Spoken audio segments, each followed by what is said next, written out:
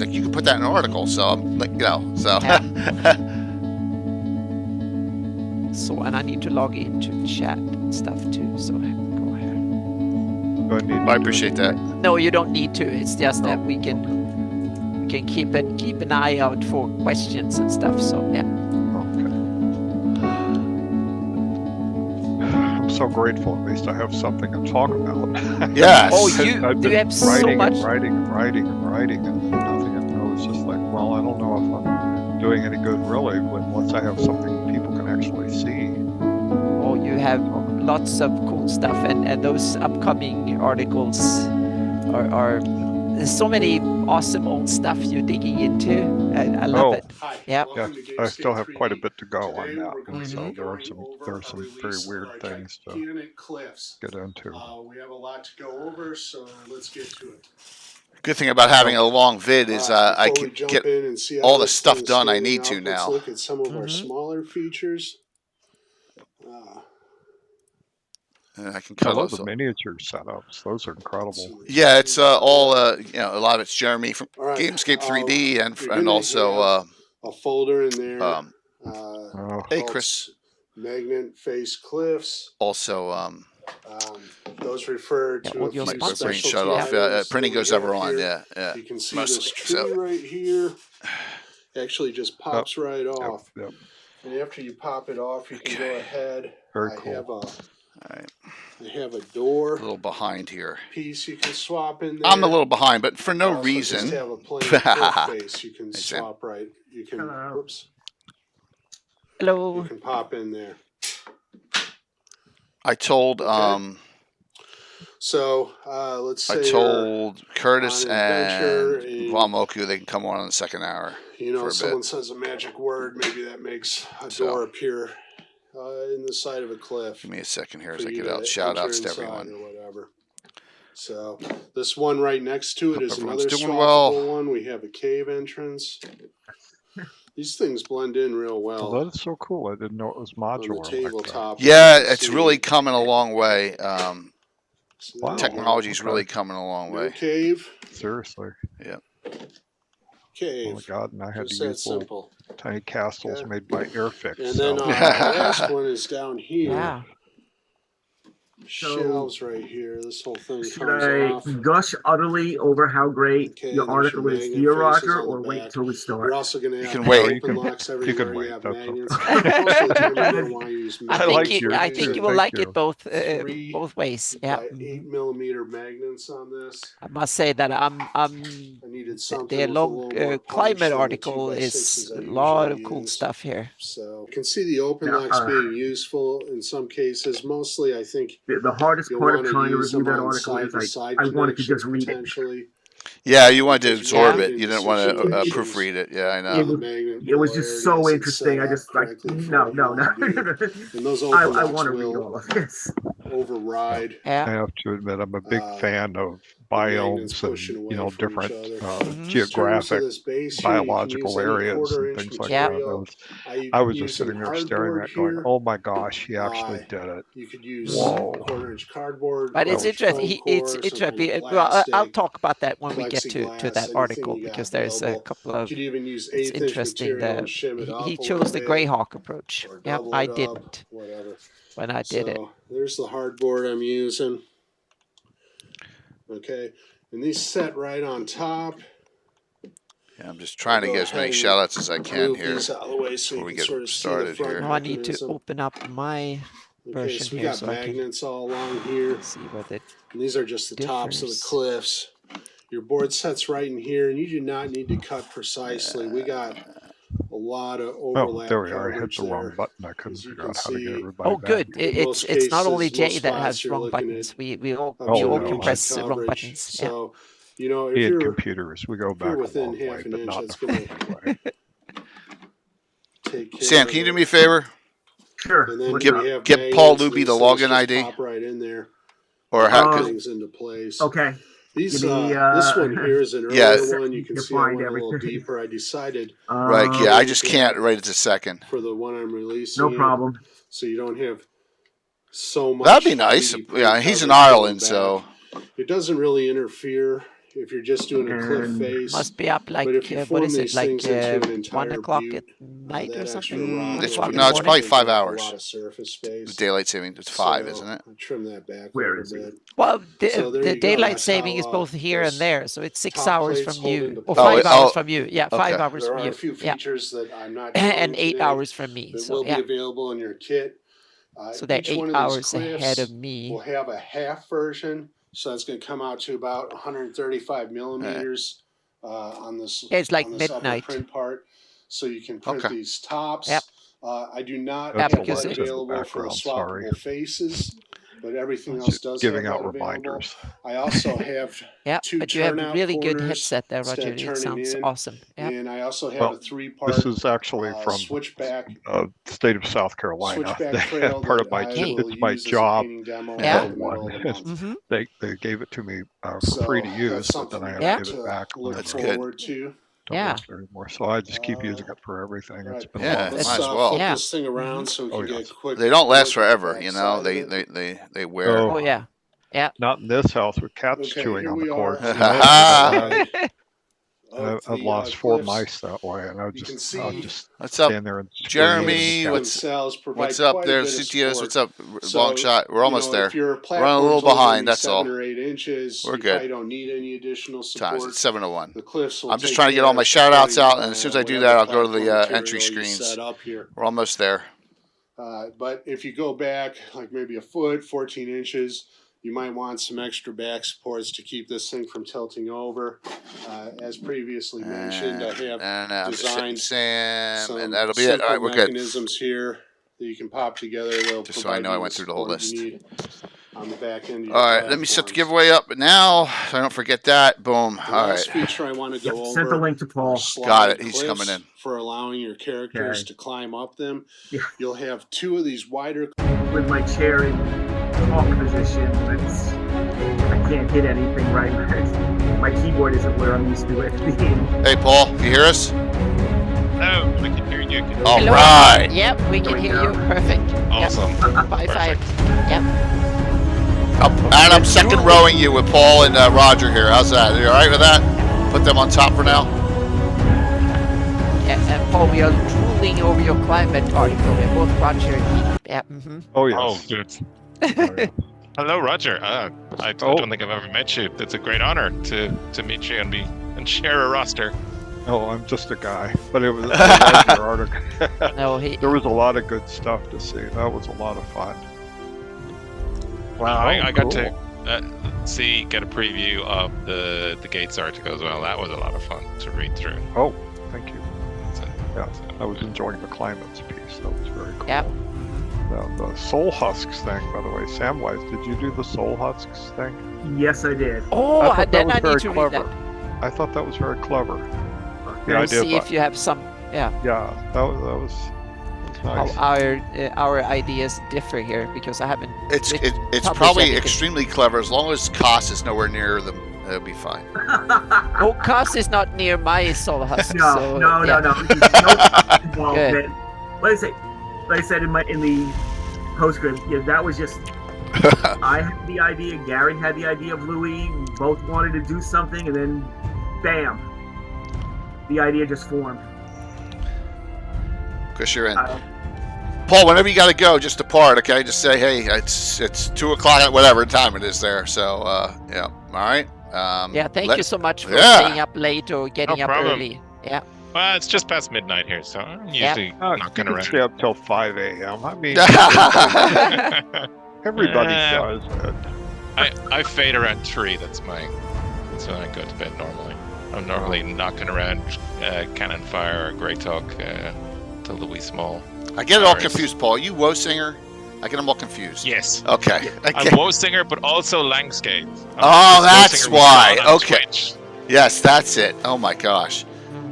Yeah. And Stuart is who on Discord? On Discord, Yeah. he is Stu of Onwall. That's and then he's something else on Twitch. It's all yes. Yeah. Good evening. Look at that. We made it. I'm not going to start singing "Looks Like We Made It," but we did. So these gentlemen and everyone involved really pushed it to get this rocking and rolling here, so we could share this. And we got some great guests. I mean, this is awesome. I'm so excited Yeah. about this. Visions of Greyhawk, Volume 3 preview.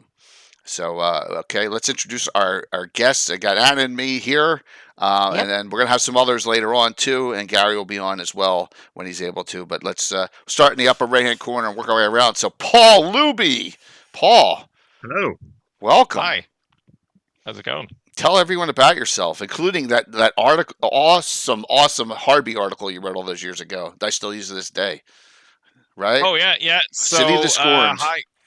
City of the Scorned. So I started playing. I first encountered Greyhawk with the box set back in, I think, '84. I actually encountered it through, first of all, the Gord novels, and then I found this book that had all the stuff, or sorry, this box set that had all the stuff from the book.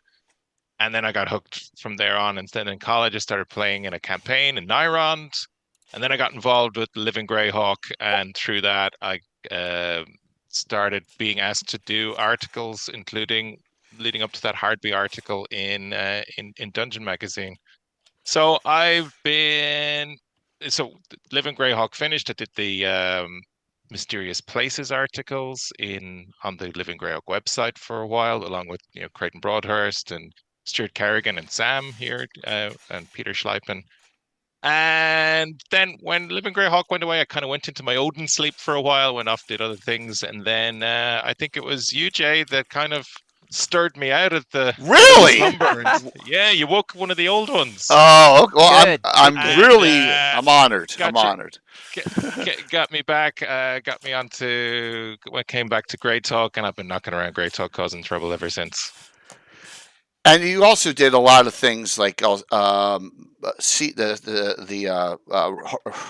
god, the Rary area, the Bright Desert. You did Bright Desert articles with Stuart, correct? So yeah. I was with Living Greyhawk. We were in UK and Ireland. Got Onwall, and like Bright Desert was right next door, so we got Rary involved in some plots, and Creighton really loved Rary in the Bright Desert, so he got us inveigled. I remember that specifically. It was awesome. So, well, welcome. We're going to go over such great information. It's going to be a really fantastic discussion, and I really appreciate you hopping on. This is going to be a wonderful, wonderful chat. Good to be here. A legend, another legend. Roger, welcome back. It's great to see you. Roger Moore, everyone. Thank you very much. Good to be back. If you don't know much about Roger Moore, like here, Greyhawk Adventure Begins. Yeah, read that one. It's Return of the Eights. The best Orb of Dragonkind article I've ever seen.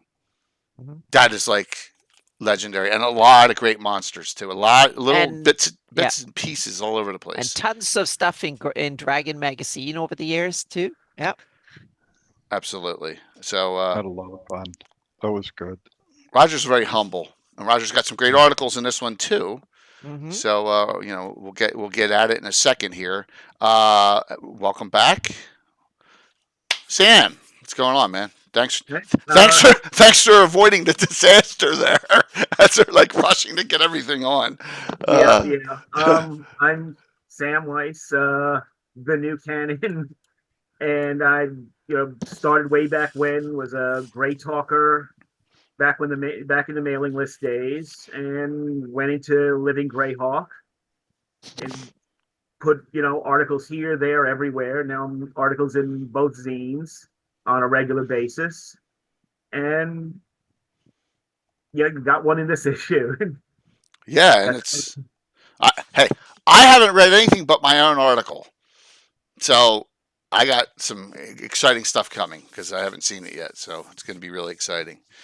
So, and Anna and I will be chatting with some other guests as we move along here. I guarantee we'll have some other people coming in very shortly. So, we'll have people rolling in that because Paul is in Ireland, so it's after midnight there. We'll see how long we have them. All right, Let's just get cranking here. We'll bounce around because of our guests, but Visions of Greyhawk Volume 3. Oh my gosh, I thought I was going to hit it and Tim was going to come on, but I didn't hit the wrong button this time. Yes. Visions of Greyhawk, what a cool cover. So, Sam, you know who did the cover art? That I do not know. Okay, where's That Gary? we have to get Gary. Yeah. All right, it's really cool looking. Yeah. And it's That was nice. 75 pages. Yeah, Come it's on, not this small. is like, wow, this is a beast. This is a tome. Yeah. So if you are lucky enough to have,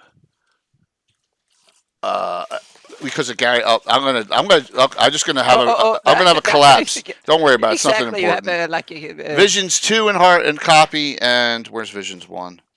Visions 1 and copy. I'm assuming that we're going to get Visions 3s, and if we have a 4 before the con, convention before the cons come, before Gary Con comes, Page, all the other things. we'll I'm see. assuming. Yeah, I'm hoping because Gary mentioned something about that. All right. All right. Okay. That sounds cool. That's fantastic. Stuff, yeah. Yep. No big deal here. I just probably lost 3 years of work here. No, I'm just Oh kidding. yeah, you I'm had a little kidding. bit I'm of kidding. a- It's just it's all the stuff I got all over the place. So just Yeah. note that look for a published one somewhere. Here comes Quest Junkies in for a raid. So here we go. Visions of GREYHAWK Volume 3. Good to see you, Quest Junkies. This is a brand new free publication from the community of GREYHAWK. So welcome in and feel free. The download link will be being shown and check out all the great fanon. But there are legends in here. Paul Luby, Roger Moore, Ed Greenwood did an article with me. There's some great stuff. So let's get to it here. Really exciting. Can we still get print copies of roster? All-Star. This is it. All-Star for everyone. The whole community is an All-Star.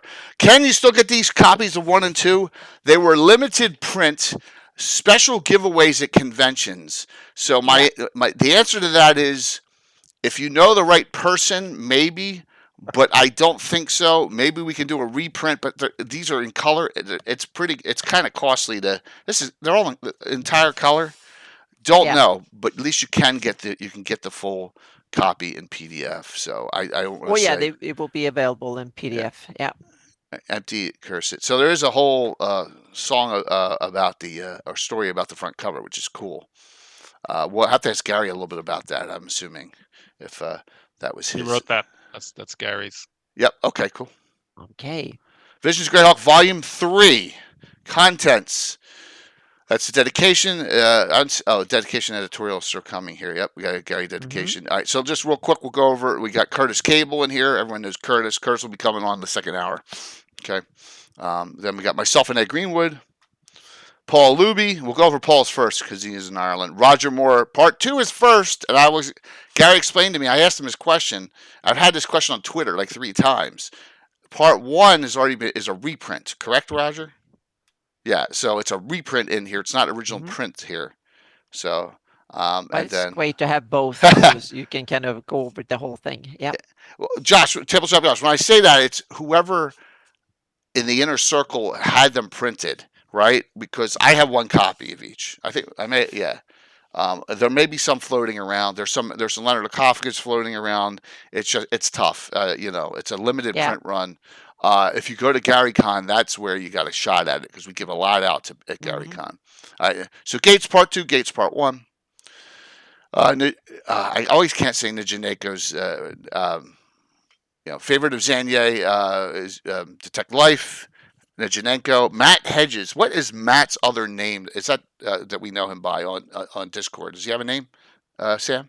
That I know him by? I think so, but I don't recall it. It's probably somewhere. If it is, it's in the name in the article. Okay, we'll get to it.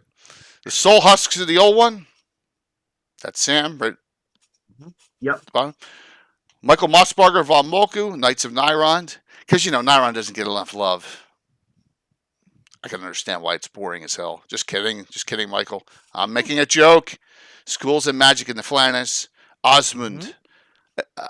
Okay. Who is that? Osmund Davizid. Is that, because some people change their names. Sam, do you know? I know him pretty much as Osmond. I think that's the name he uses. Osmond Okay, in Discord? Okay. Okay, good. So that's a nickname we know him by. So, And okay. we have by Chris, whoever.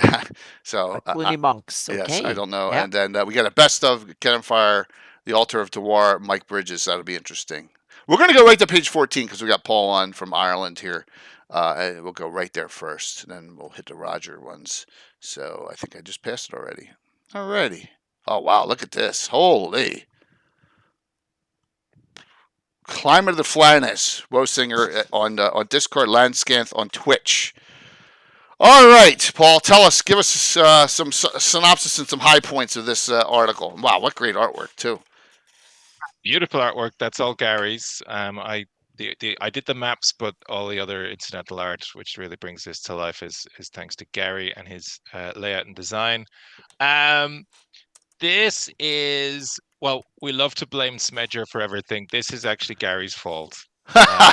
Because when I'd first woken from my Odin sleep and came back to the group, to the Discord, Gary, I probably not thinking too much about it, she said, wouldn't it be great to do something for the 40th anniversary of the glossography and the box set? So that set a little things off of my brain. It's like, well, we could look at the glossography. So I took out, there's amazing stuff. If you haven't read the glossography closely in a while, it's worth going back. There's so many little tidbits buried in there. There's a weather table. There's a result on a weather table where if you have a hurricane, there's a 1% chance that there's going to be two gods fighting at the heart of it, or a tornado, which is, I'd forgot. Maybe I knew that once and I'd forgotten it, but there's so much great detail. So when I started to dig into the weather table for the that's presented in the glossography, I discovered that had previously appeared in Dragon magazine. So Dragon 68.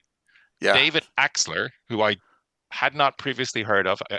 He might be from the Philly area. Is that the gnome art one with Roger's gnomes in it, I think? Might well Gnome's be. point of view, I think, is Dragon 68 as well. It might well be. Yeah. I zeroed in on this article, but that rings a bell. So David Axler basically he developed this weather system for the Flannies. So you could, when you were doing overland travel, you could randomly generate your weather, whether it was raining and whether you got extreme events, snowing, etc., etc.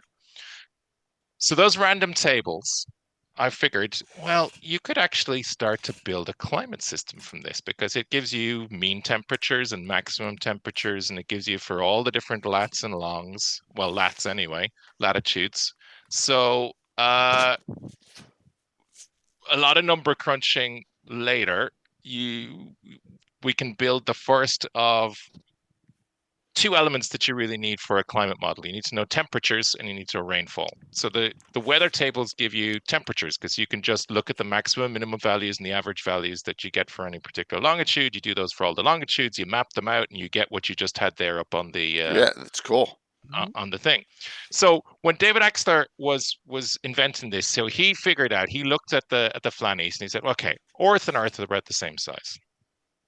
If you map the Flannies onto North America and you put like the top of the map at about 55, so GREYHAWK City comes out about Memphis, about 35 north. And that's where all the latitudes that we now see. If you go to Cannon Fire, there's a Denizens of GREYHAWK. It's got the actual lats and longs on that. You can calculate it off it. And Gary's kindly put them on here on this map.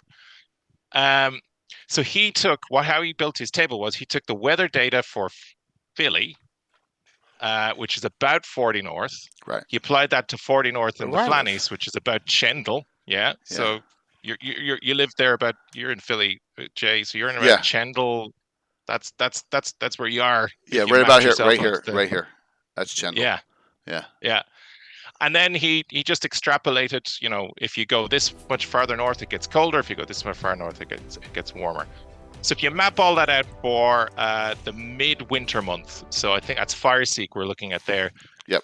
Those are the mean temperatures. So you can see like the freezing line is there, is where the blue turns to green. That's where the average temperature goes from freezing to positive sort of temperatures. So what kind of surprised me is how warm a lot of the Flannis is. It's like that's you won't get snow. You will get snow below that line, at nighttime and midwinter. But a lot of the Flannis won't see snow in winter. So if you if you're seeing snow in Rousey's or in Gratzel, something's, there's magic involved, Right. or gods or something. And then I did one. If you roll to the next one, it's the summer one, so you can get the summer temperatures. One little This question: is reaping. did you calculate the actual tilt for summer and winter? So I assumed all of that was baked into the already in the model. Yeah. So Yeah. So yeah, and so it says there's a different tilt. There's a different tilt on Earth. Oh Earth. yeah, it's 30 degrees Absolutely. instead of 27. But sorry, please go on. Yeah. Hair So split. yeah, it is. So that actually has. We'll actually come to that now. That means that the tropics on Earth start, I think, at 23 north and 23 south. Okay. And that's the tropical bits. That's how far north and south the sun the hold the sea temperate areas get squished. The polar regions get bigger, and the tropics get bigger, and the temperate areas get squished. Yep. Mm-hmm. So if you see there, so 30 north is roughly where Relastra is. Right. Which is, there's a lot of the map south of Relastra. If you see where Relastra is on the map, let me just pin. I see my own map. Yeah. Almor, right? There you are. So Relastra is just there. So like a large bit of Keoland, most of the South Province, Sundi certainly. All of that it's tropical. It's it doesn't mean it's jungle, but it certainly means it's all the Pomars. Yeah, a lot of it. Yeah. All the like Highport is kind of a tropical pirate port. You don't have to go all the way to Scuttle Cove to get all that feeling of a Caribbean. It's really hot in Scuttle Cove. Yeah. Well, that's one of the things there that I mentioned in the article. So one of the weaknesses with the model is David just went, okay, the temperatures as you go south just keep going up and up and up and up and up.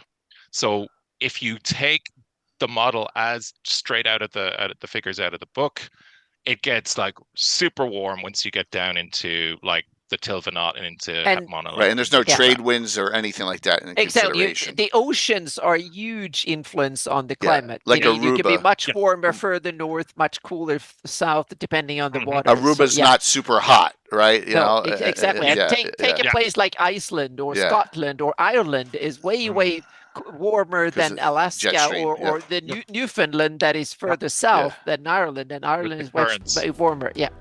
And the currents and the Solnor and the Solnor coast and up into Grand Dep Bay, I think has that kind of effect. You've got a current there brought up by the wind, but that we get around Grand Dep Bay. Please, sorry, I don't want to be criticist because I love this article. It's awesome. Yeah. Well, so what this article is doing, and I know you've done your model, and I'm very well aware of it. We're just taking the weather system as is. Yep. Now, the one thing I did change in it was because that tropics just gets to crazy numbers. I kind of present it. It depends how weird you want your Earth. If you want a weird Earth, you could have a tropics where humans couldn't normally survive. They'd need magic. To survive, to go into Hepmonaland. Which is kind of cool in a fantasy world, so to speak, to have that. You could absolutely do that. Maybe the Tuve have fire resistance as a natural quality. And what I suggested, the other option is, well, maybe we just tweak the model and make put a ceiling on how hot it's going to get. So everything that I present beyond this point assumes that, okay, at a certain point, the temperatures kind of tail off and they're not going to get, super crazy warm. But that absolutely, if people want to have a really weird tropics, there's, the published, if you want to take the published source as writ as scripture, you certainly can do that. Yep. So what you've done is that you've taken the GREYHAWK model and run with it. So just applied it.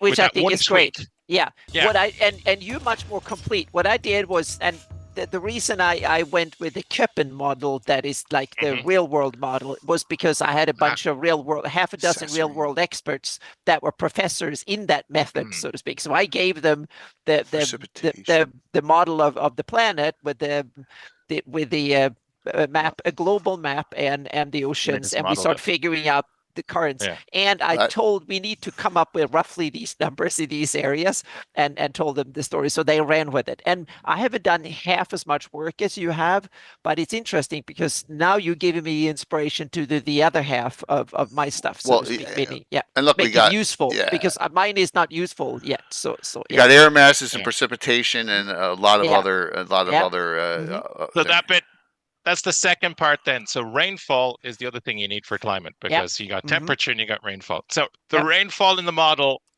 that Axler did you can't really apply it to make a rainfall model. So I kind of jury rigged my own up. So this is kind of made up. Yeah, you have to, because it needs to match the setting we have. That's the tricky bit.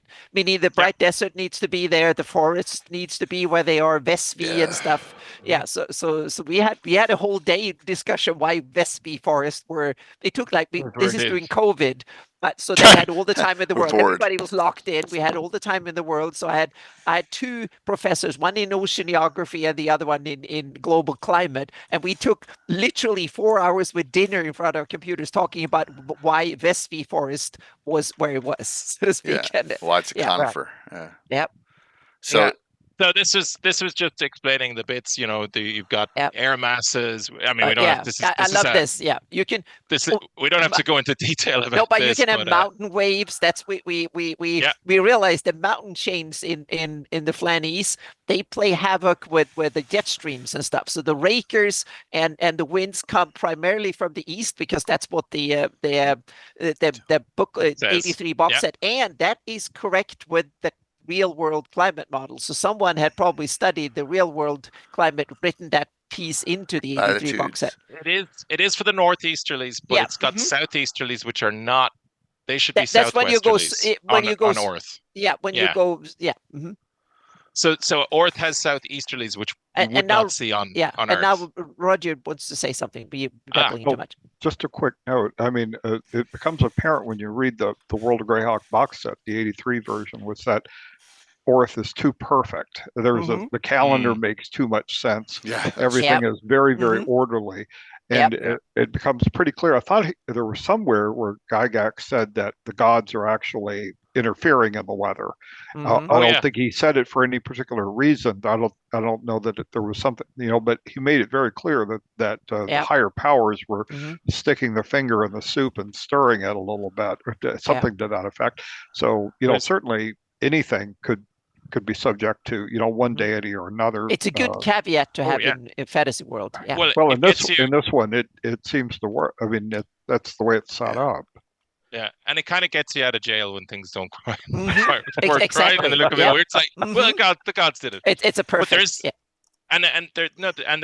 there's the gods, certainly it says that, and it also says that the forests are more temperate than they normally would be due to the influence of fairy, and it capital Farie, which I think is the first mention of kind of the Fey realm, which became the Fey Wild now. Third edition became huge, Yeah. That's the first place that actually appears, I think, is in the glossography. It's that little footnote, which is why, like I said, I love that footnote. You can take a footnote and make a whole movie about it.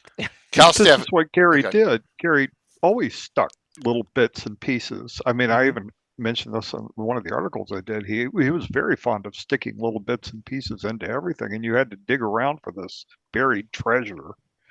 Yeah, that was all. Yep. Wow. And Countstaff, Wusinger, Paul uses the GREYHAWK method, so to speak, from the 83 box set and developed that greatly. I use the Köppen model for my not anywhere near as complete model of this stuff. Paul has done way more than I have. But we started from two different angles, so to speak. I looked at the GREYHAWK model, but I had so many Köppen experts that I started with Köppen, and then we will probably end up somewhere very similar in the middle. There's a Köppen. I do a Köppen map. Oh, it's probably good. the next map after this. Yep. So that's the precipitation map that's up at the moment. So that's once you do the air masses and the distance from the sea and your mountain ranges. Then you become Then you get this. You get this. Sorry, I'm pointing at the screen because I'm pointing at what I'm looking at. You get you get this. This is the rough sort of pattern for. I love the steppe climates are fantastic. They are great. They're so useful. Yeah. Yeah. That's cool. So, I was also kind of benchmarking this a little bit against North America because that's what this is based on. And then if you look at the North American map, it's similar. You've got, But in in the some ways east and southeast, yeah, but in it's some much ways more it's more rainy, and then yeah, but it's more like Europe in some ways because it has a lot of oceans on various sides. So in that yeah, sense, North America is more of one big coherent landmass, with meaning Europe doesn't have much inland climate, but Flanneys is like Europe, but a little bit more. But yeah, more like Europe. North America has a lot of inland areas. has more inland. That's Yeah, true. I yeah. mean, it's got the if you see the Azure Sea and the Woolly Bay and Relmore Bay as sort of the Yeah. Gulf of Mexico, that's far more Yeah. invasive and extensive than Yeah. in North America. Yeah. Yeah. But the climate, what Axler based it on was North America, so I was trying to get something that came out a bit like North America, and that's what I think we've I'm managed. European bias. That is too strong, I guess. That's Yeah, what well, too. so do I, but Yeah, it is North America flipped flipped Yeah, around a little bit. Steph, I agree with you. We're nerding out, both Paul and me here. We are nerding out like crazy over this, and Roger too. So now you got the full climate map. Yeah.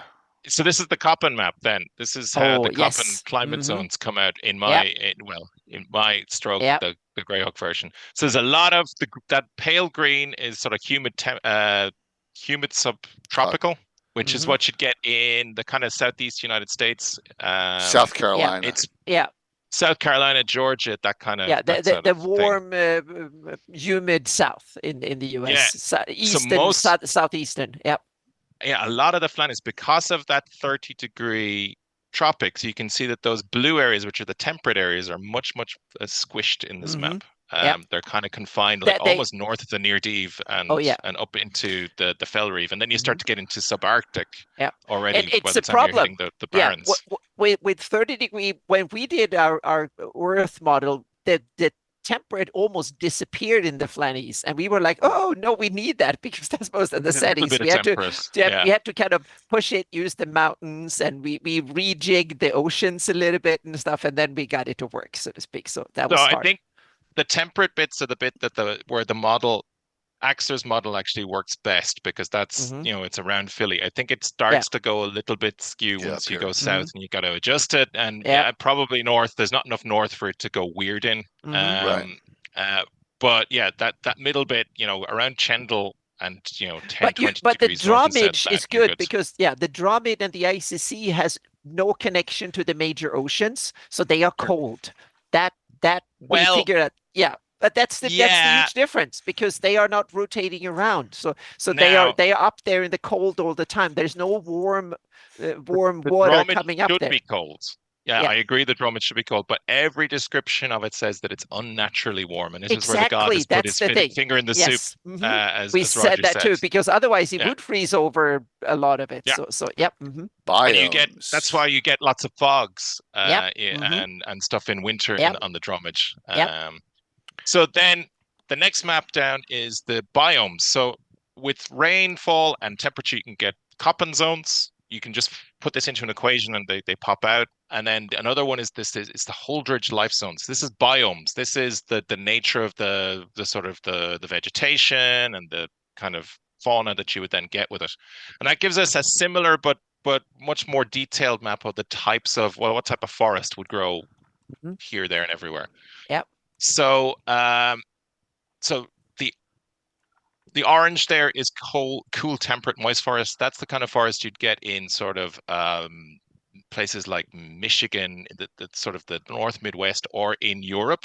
So that's where your real European stuff. And you'll note that goes up into Grand Depth Bay because of that warm current, actually, along the coasts where if you're within 60 miles of the coast, according to the GREYHAWK glaciography, you get the influence of the sea.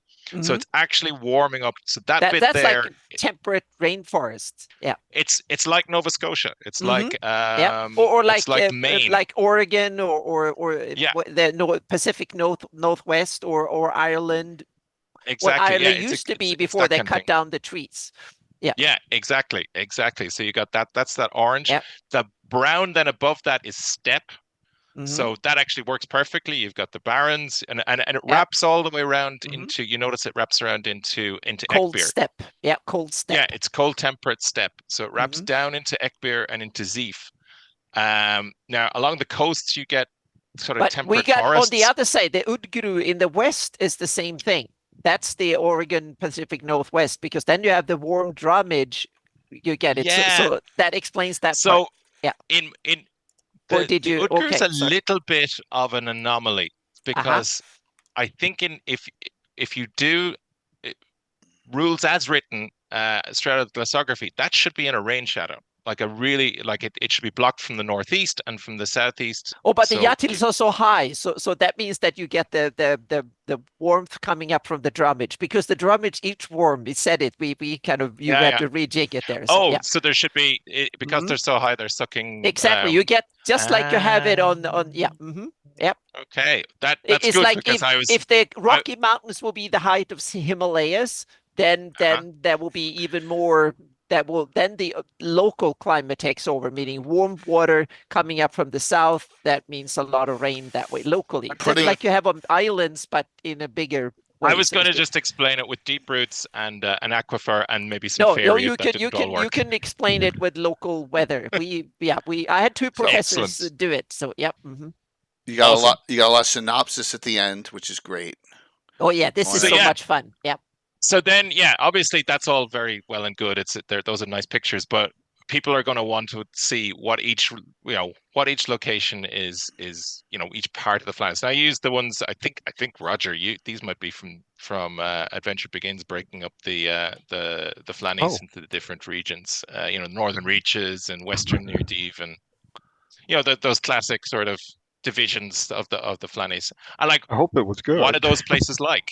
And basically interpreting what you have in those maps, and just talking a little bit about what that might mean for what it's like in the Sheldamar, what it's like in Erdie. And what I've tried to do, and I'm not going to go into it, people can read it, is where there is a kind of correspondence between geography, between the patterns I'm seeing there and the politics. Well, maybe that this, because if you look at the Great Kingdom, the north is temperate, the core of the Great Kingdom is subtropical, and then the South Province is all tropical. Is that influencing how those three parts of the kingdom sort of developed? Grinnell is that culture, kind of grumpy northern. But we all I had a vision of North Province being kind of cold, but it's like Virginia. It's got the same climate as Virginia. It's not actually that cold, but relative to tropical sweltering South Province. But realize that it's far north, that the winters are much more brutal than on Earth. Further south. Not these. Not the numbers I got. You get snow, and you get ocean effect snow on that northern coast. Yeah. But it's not as you get nor'easters, and that's it. Yep. That's good. The GREYHAWK model says no snow in north. Okay. Oh no, there is snow, but I don't think it's as brutally cold as we think it is. As everything seemed to suggest it is. It's like. Yeah. But remember, Ukraine has some of the most brutal winters in Europe, and it's because we're landlocked. Actually, it's south. The bit of the Flanneries that's most like Ukraine is actually Eckbeer. Eckbeer is quite similar. If you look at the numbers that you get, if you put in Eckbeer city, it comes out like Mariupol or one of those cities on the Black Sea. Very similar. And that's and then I rounded out with A Tale of Two Cities. So this might be. I love the month abbreviations. I love those. That's so cool. Fireseek and so on. The 2-letter abbreviation. Yeah, that was that. This looks nice because Gary made it nice. Actually, this is much nicer than what was in my Google Doc. So that's all credit to Gary for making this piece comprehensible and pretty looking. What I'm trying to do here is to explain the eternal mystery of why Hardby is so small, and this is my contribution. So if you look at GREYHAWK and Hardby, they're quite close geographically, but they're in kind of two different climate zones. GREYHAWK is more influenced by the Near Deave, and it's got the cold influence of the Near Deave. Hardby is on Woolly Bay, which is far, it's warm coast. And Hardby is sitting east of the Aberrals and of obviously the Bright Desert, which is a whole. That's east of the Aberrals. can't be explained by west of the Albarels. West.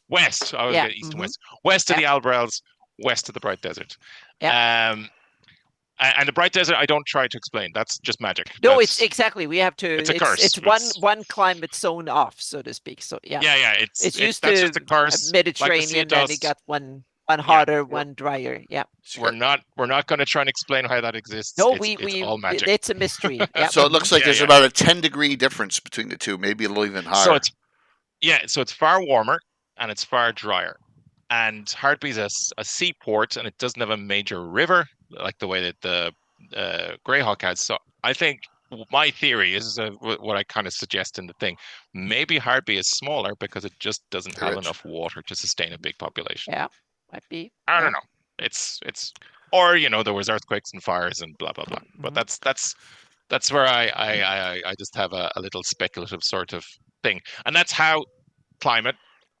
That's how all of this math and maps can be interesting in your game, because you can kind of ground in with some verisimilitude wherever you're setting your thing. It's like, what's it going to be like there? What sort of and actually I discovered when I looked at the old first edition encounter tables, they're all based on temperate, subarctic. They actually take into account those areas, and that's not called out in the glossography so much. Like, so you could take these categories and then use them to apply your random encounter tables from first edition. Well, they didn't do a DMG. map and tell where it was Subarctic areas. Exactly. They mentioned it in text, but there were no way of implementing it geographically. So you could use that. You can this is 1E compatible. This is the most comprehensive I've seen ever. So it's fantastic, Paul. Thank you so very much. No, you're not, Rich. You're not alone in chat. There are others, but they haven't responded to you yet. So we got a lot of people in chat. They just don't like you anymore, Rich. I'm kidding, Rich. I'm kidding. It's just everyone's intently listening on this. Go ahead, Roger. I feel like I want to squeal like a fanboy when I read this article. I've been into biomes and to geographic, locations for biology and things like this for ages, and I just went nuts. And I've only seen this 2 hours ago, and Roger, I haven't seen it. Yeah, you wrote one of the first kind of epic articles in this topic. So yeah. Yeah, I mean, this was just wonderful. I had a lot of fun just even looking at it without even getting into the in-depth part. It was just like candy. I felt like I'd gotten into a candy shop and I was going to die soon because I was having one of these diabetic overdoses of stuff. Thank you so much. That means a lot, because I've read The Adventure Begins and so your articles in the same sort of vein and of delight, and got so much pleasure out of them. So if I can return the favor even a slight bit, I do have to say very quickly, I did notice one effect that the climate seems to have on inhabitants. Sorry, one of my cats is very fond of walking in front of I'm working on an article about Telchuria, the northern polar continent, Hyperborea, or whatever people want to call it. I call it Telchuria. Oh, I love the Telchuria. I think somebody else came up with the name. It wasn't me. But the closer you get to subarctic and north of subarctic climate, the more chaotic and the more evil the population becomes. If you study all of the encounter tables for like the Lanrian Peninsula barbarians, all the way across Diuz and Black But I understand. I've lived in cold climate. It's terrible. You get frustrated the hell out of you. So yeah. I mean, they get very chaotic, and then you get a lot of evil creeping in. So there does seem to be some kind of a trend that it doesn't. I don't know. That's the actual only climate effect I've noticed is that it there is actually distinct. another effect in the real world. That there are more conflicts the warmer the place is. That's a scientific fact. That the warmer the place is on Earth, the more conflict there is, more people being killed and more wars and stuff like that. So yeah. Like Bangladesh. Yeah, but that's probably because there is more fighting over resources, and it's tougher to survive in hot climates now. That back in the day it might have been different, but nowadays that's the fact. But that's so higher temperature means more tension in the real world. But in a fantasy world, that doesn't need to hold true at all, and it might not have hold true back in the day when we had fewer people on the planet and so on and so forth. So yeah. Well, further north is also you get those long winters, so you get the cabin fever setting in. Exactly, you have to. Yeah. Yep. I know. So I've suffered it. Or when the sun doesn't go down, you go a little crazy. You go loopy as well. Yeah. Yep. Absolutely. You get seasonal violence. You have war. You have like fighting season and sitting at home season or something. So Paul, thank you for that. Please hang out as long as you so choose. Sure. Let's move forward here. Fantastic job. Yep. It was definitely fantastic. Let's go, Roger. Let's go. Come on, man. You've been waiting a long time. So we started with part 2 because that's new. So just a synopsis. What is the difference between part 2 and part 1? What were you trying to stress in the two? Part 2. In both of them, I was trying to get into a lot of the question of why. I'm trying to keep a cat out. Why you would have a gate, and I also wanted to emphasize the importance of having a gate. Okay. I mean, Gary Gygax used gates in a particular way that when teleportation worked the same way, like in the Giant Drow series. You're moving from place to place by teleportation or by gates. And what it does is it blows open the campaign. It expands the realm of the campaign so that, you've not got a dungeon, you've got a super dungeon that's all chained together. And it goes into super environments where you've gotten down into the demon web, and then you expand out from there into entire planets out of the demon web and everything. I mean, the basic concept of the whole thing is that you're expanding the playing area for a GREYHAWK campaign. You're extending it to the universe, basically. And so I kind of wanted to follow along with this model that Gygax set down. A lot of the work I do is because I've been studying some of the things he wrote about, stuff like that. And I mean, and there's not much I can do with it. I can't gild a lily.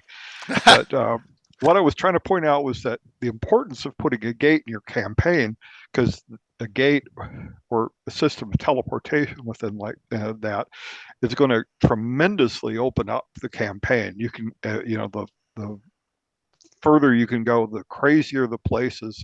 I mean, you can go to the Alice in Wonderland plains. You can do all these kinds of things. I mean, it just opens up the campaign to infinite wonder. But the thing the thing is that a lot of people don't think about why is a gate there, and the dungeon master has to sit down and think about that. Really has to think about, like, why is the gate there? What is the gate doing? We used to, when I played Dungeons and Dragons, in the late 1970s and early 1980s, we didn't think too much about, like, where does the cubic gate go? We just, you poke a side and the dungeon master rolls on a big table of goofy stuff he's thought up. You could wind up. I had one gate to Winnie the Pooh's Big Forest. You know what I mean? It was just silly, but the point is that, if you're running a real campaign, you want to kind of push that stuff out. You want to start thinking about who set it up, what was the whole point of it. And so I'm giving an example in that area you're showing the why of it all, about an evil cleric who sets up a gate system. Then he's no longer around. Something ate him, and he's people are coming in to start fooling around with where it's going. Well, there's a system there. And, if you make the gate, follow the system, then the whole campaign makes sense. It's not just all silliness and, running around meeting Winnie the Pooh and Eeyore. You're doing something that actually makes the campaign more real, gives it more life, and more excitement. People really get involved. They get very invested in the campaign the more it starts to clang together and everything. I got off on a little bit of a tangent there. Where I was talking about the tangent, but not quite. In 1984, Gary Gygax wrote an article for Polyhedron Newsine where he made this incredibly short but very powerful statement about other Earths or other Earths. And he just lists a few and gives some very brief stuff. I get into it. This was my earliest delving into the whole thing, and I've done some other articles since then that they've taken from me. But that I go into more detail about what these other worlds are like, or what is implied by this whole string of planets and everything. And it's basically he's talking about a progression from technology to magic, and he emphasizes this everywhere. There's not a single thing he's done that it doesn't get into this. It's in the Gord the Rogue books. It's in all of this talk, that little thing. It's just all over the place. And so the further you get into it, it starts to open up the campaign even further than you thought. That the GREYHAWK campaign is actually, as he set up initially, a link to whole planets, full of adventure and everything. And they're not even the same planet. The magic doesn't work the same. The technology doesn't work the same. The monsters are not the same. You're running into, you seem to run into a lot of Vikings. I will say that. I think he was very fond of that. One of the settings he had talked about was Yarth, and it took me a long time to figure out where Yarth came from, and he was very clever about that. That was actually from the Norse mythology, and it was the name of a goddess who was actually the representative of the earth. And her name looks like it's pronounced Jord, but it's actually pronounced Yarth. Okay. If you look at the... All right. Go ahead. No. So I did not know that. Okay. Yeah. So okay, I found it. Yeah. So I found Yarth finally, and started to investigate it. And I wrote some other articles about Yarth because it turns out to be a science fantasy world. It's midway between the technology side of the progression and the magical side of the progression. So what you wind up with is this wild, I won't say gamma world, but you do wind up with a very wild mix of magic and technology. Cyberpunk. Well, cyberpunk is going to move a little further toward Earth, and steampunk. This one's going to be more of the magical firearms. You won't get computers, but you may get cannons that are super hyper accurate. You may get people who go to college so they can learn how to be artificers. Yeah, artificers basically. Which is in Pathfinder 1. Yeah. Yeah, exactly. I kind of wish I'd added that into the article. Actually, it reminded me of a whole area I missed. Right. But anyway, you can do this with all of the worlds he's created and everything, and start investigating. The whole point of the article was, again, to emphasize the importance of gates and using it to expand your game out, having to work to keep the GREYHAWK in it, because, like I was pointing out one place, the more personalities you can connect to GREYHAWK, then the stronger the connection is. There are lots of things you can do, even building worlds so that they kind of resemble GREYHAWK without actually being GREYHAWK. That's the section I'm talking about there. What didn't he attempt to do that with his stuff through Troller Games in the end there? Troller, Yigsburg and all that. I have not been able to find Troll Lord stuff that he did. I know he had worked there for a while. Well, Yigsburg is Castle Zagic Volume 1. Yigsburg is it, and I'm assuming that is. Oh, I wish I had found that. Yeah, that would be very interesting. Yeah, they just kickstarted it a little while back here. I'm going to drop another whole pile here on you. No problem. Yeah, I think I got it. Right. I don't know very much about that. I have to admit that. I've been able. Yigsburg. Yeah. Yep. So I'm assuming that's one of the other Earth, or I'm not sure which one it is, but I'm assuming it's one of the other ones that he did. It could just be a variant Orth. I mean, the variant GREYHAWK campaign. Anyone out there know? Anyone else have a guess? Yigsburg in the World of Lore. I'm just looking here, but I'm assuming that's kind of where he continued on that. So he didn't get any trouble with WotC at the time. Yeah. So he'd already set it up. I mean, with the permissions he gave, not only in the World of GREYHAWK set, but at the end of the Dungeon Master's Guide, in Epic of Earth, and all this other stuff he had ever done. He always gave permission to the game master to do whatever you feel you want to do. Oh, He yeah, gave you the definitely. freedom to invent it and set it up so that there isn't any conflict between having his Igsberg or and everything else. It's just as legit another GREYHAWK as anything else is. So it's perfectly fine. Uh, There's uh, millions of GREYHAWks. So yeah. absolutely. No two GREYHAWKs are alike. That's what I always say to everyone. If you make, wow, that's you're just yeah, Rich. You are really on fire down there with your anti Beckluni.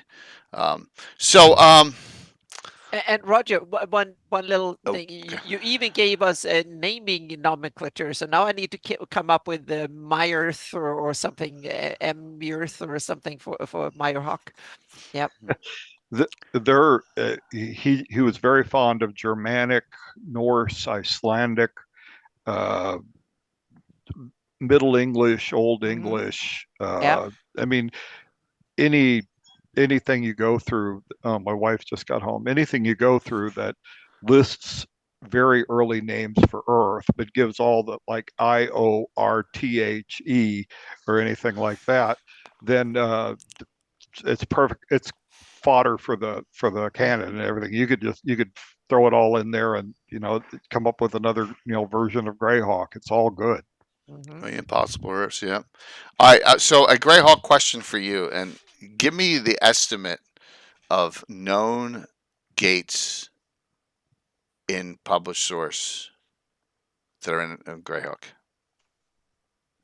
Oh, you mean in That are in public like campaigns and in modules, yeah, adventures? yeah. So 10, 20, 100 Oh wow.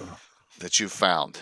Just That I found, I would say it's under 50. okay, it's under 50. There's a lot, and some of them are unofficial. I mean, like Dragon Magazine number 100 has a gate on Yeah. Earth itself, and but I could Like, do you probably count the more nodes accurate. in the Temple of Elemental Evil?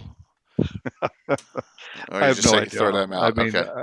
yeah, I have no idea. There's a lot. Okay. Basically, like for Earth, for the GREYHAWK campaign, you're probably not going to be able to count them. I mean, he was fond of saying that the GREYHAWK campaign Earth was pure magic, so anything was possible.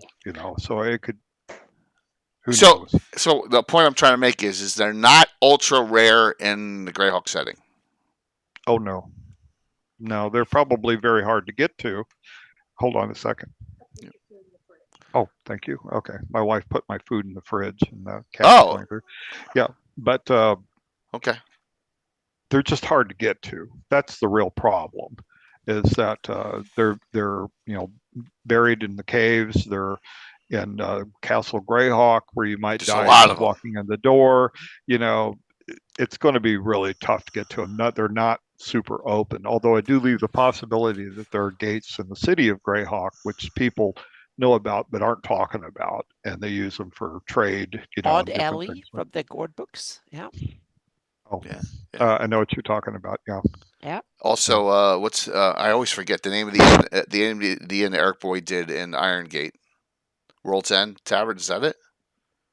Right. Oh, I don't remember now. That's it's the World's World Serpent Tavern. The World Serpent. Yeah. That's it. The World Serpent. That'd be another one. Yeah. Yeah. Really cool. Yeah, so they're all over the place. I mean, they're not, I wouldn't say they're exactly rare, but I would say getting to them is going to be really, really hard. And you don't know what protections they've got, which I also suggest, is a good thing to make them dangerous, to get to.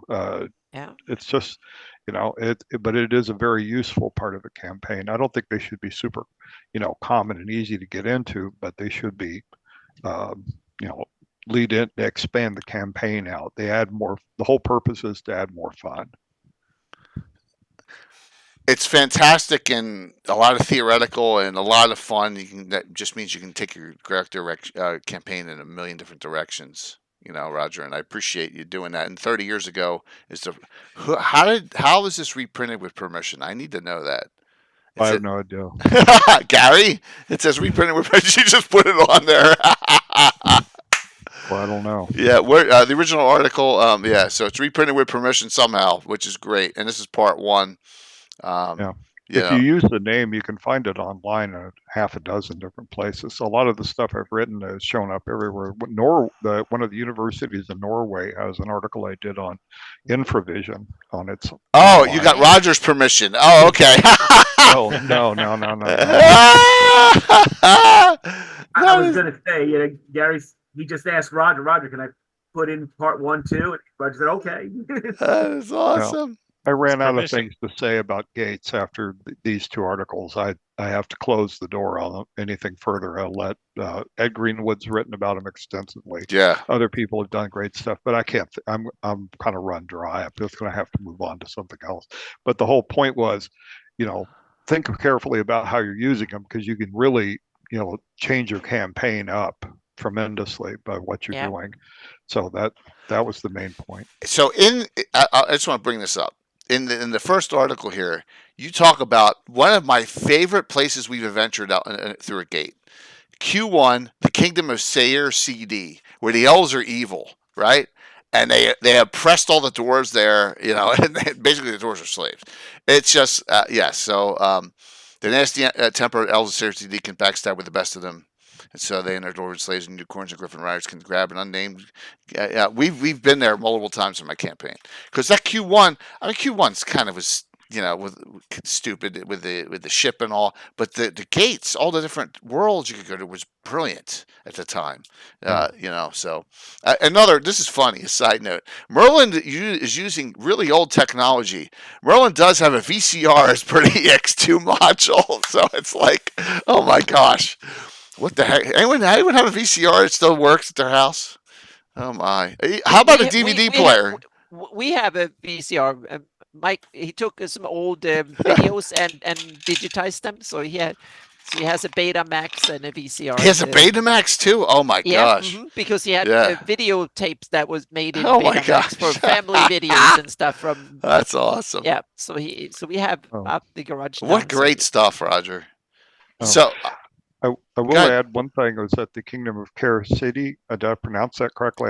I say RCD. You say Care. It's okay. I hacked everything out being from South Jersey. I mentioned that it originally came from the Paul Anderson's book, 3 Hearts, 3 Lions, because it's identical to what's described in there. Les and Sam always talk about that. It's actually a lot older. It's an old Welsh fable. It means the spinning castle, and actually.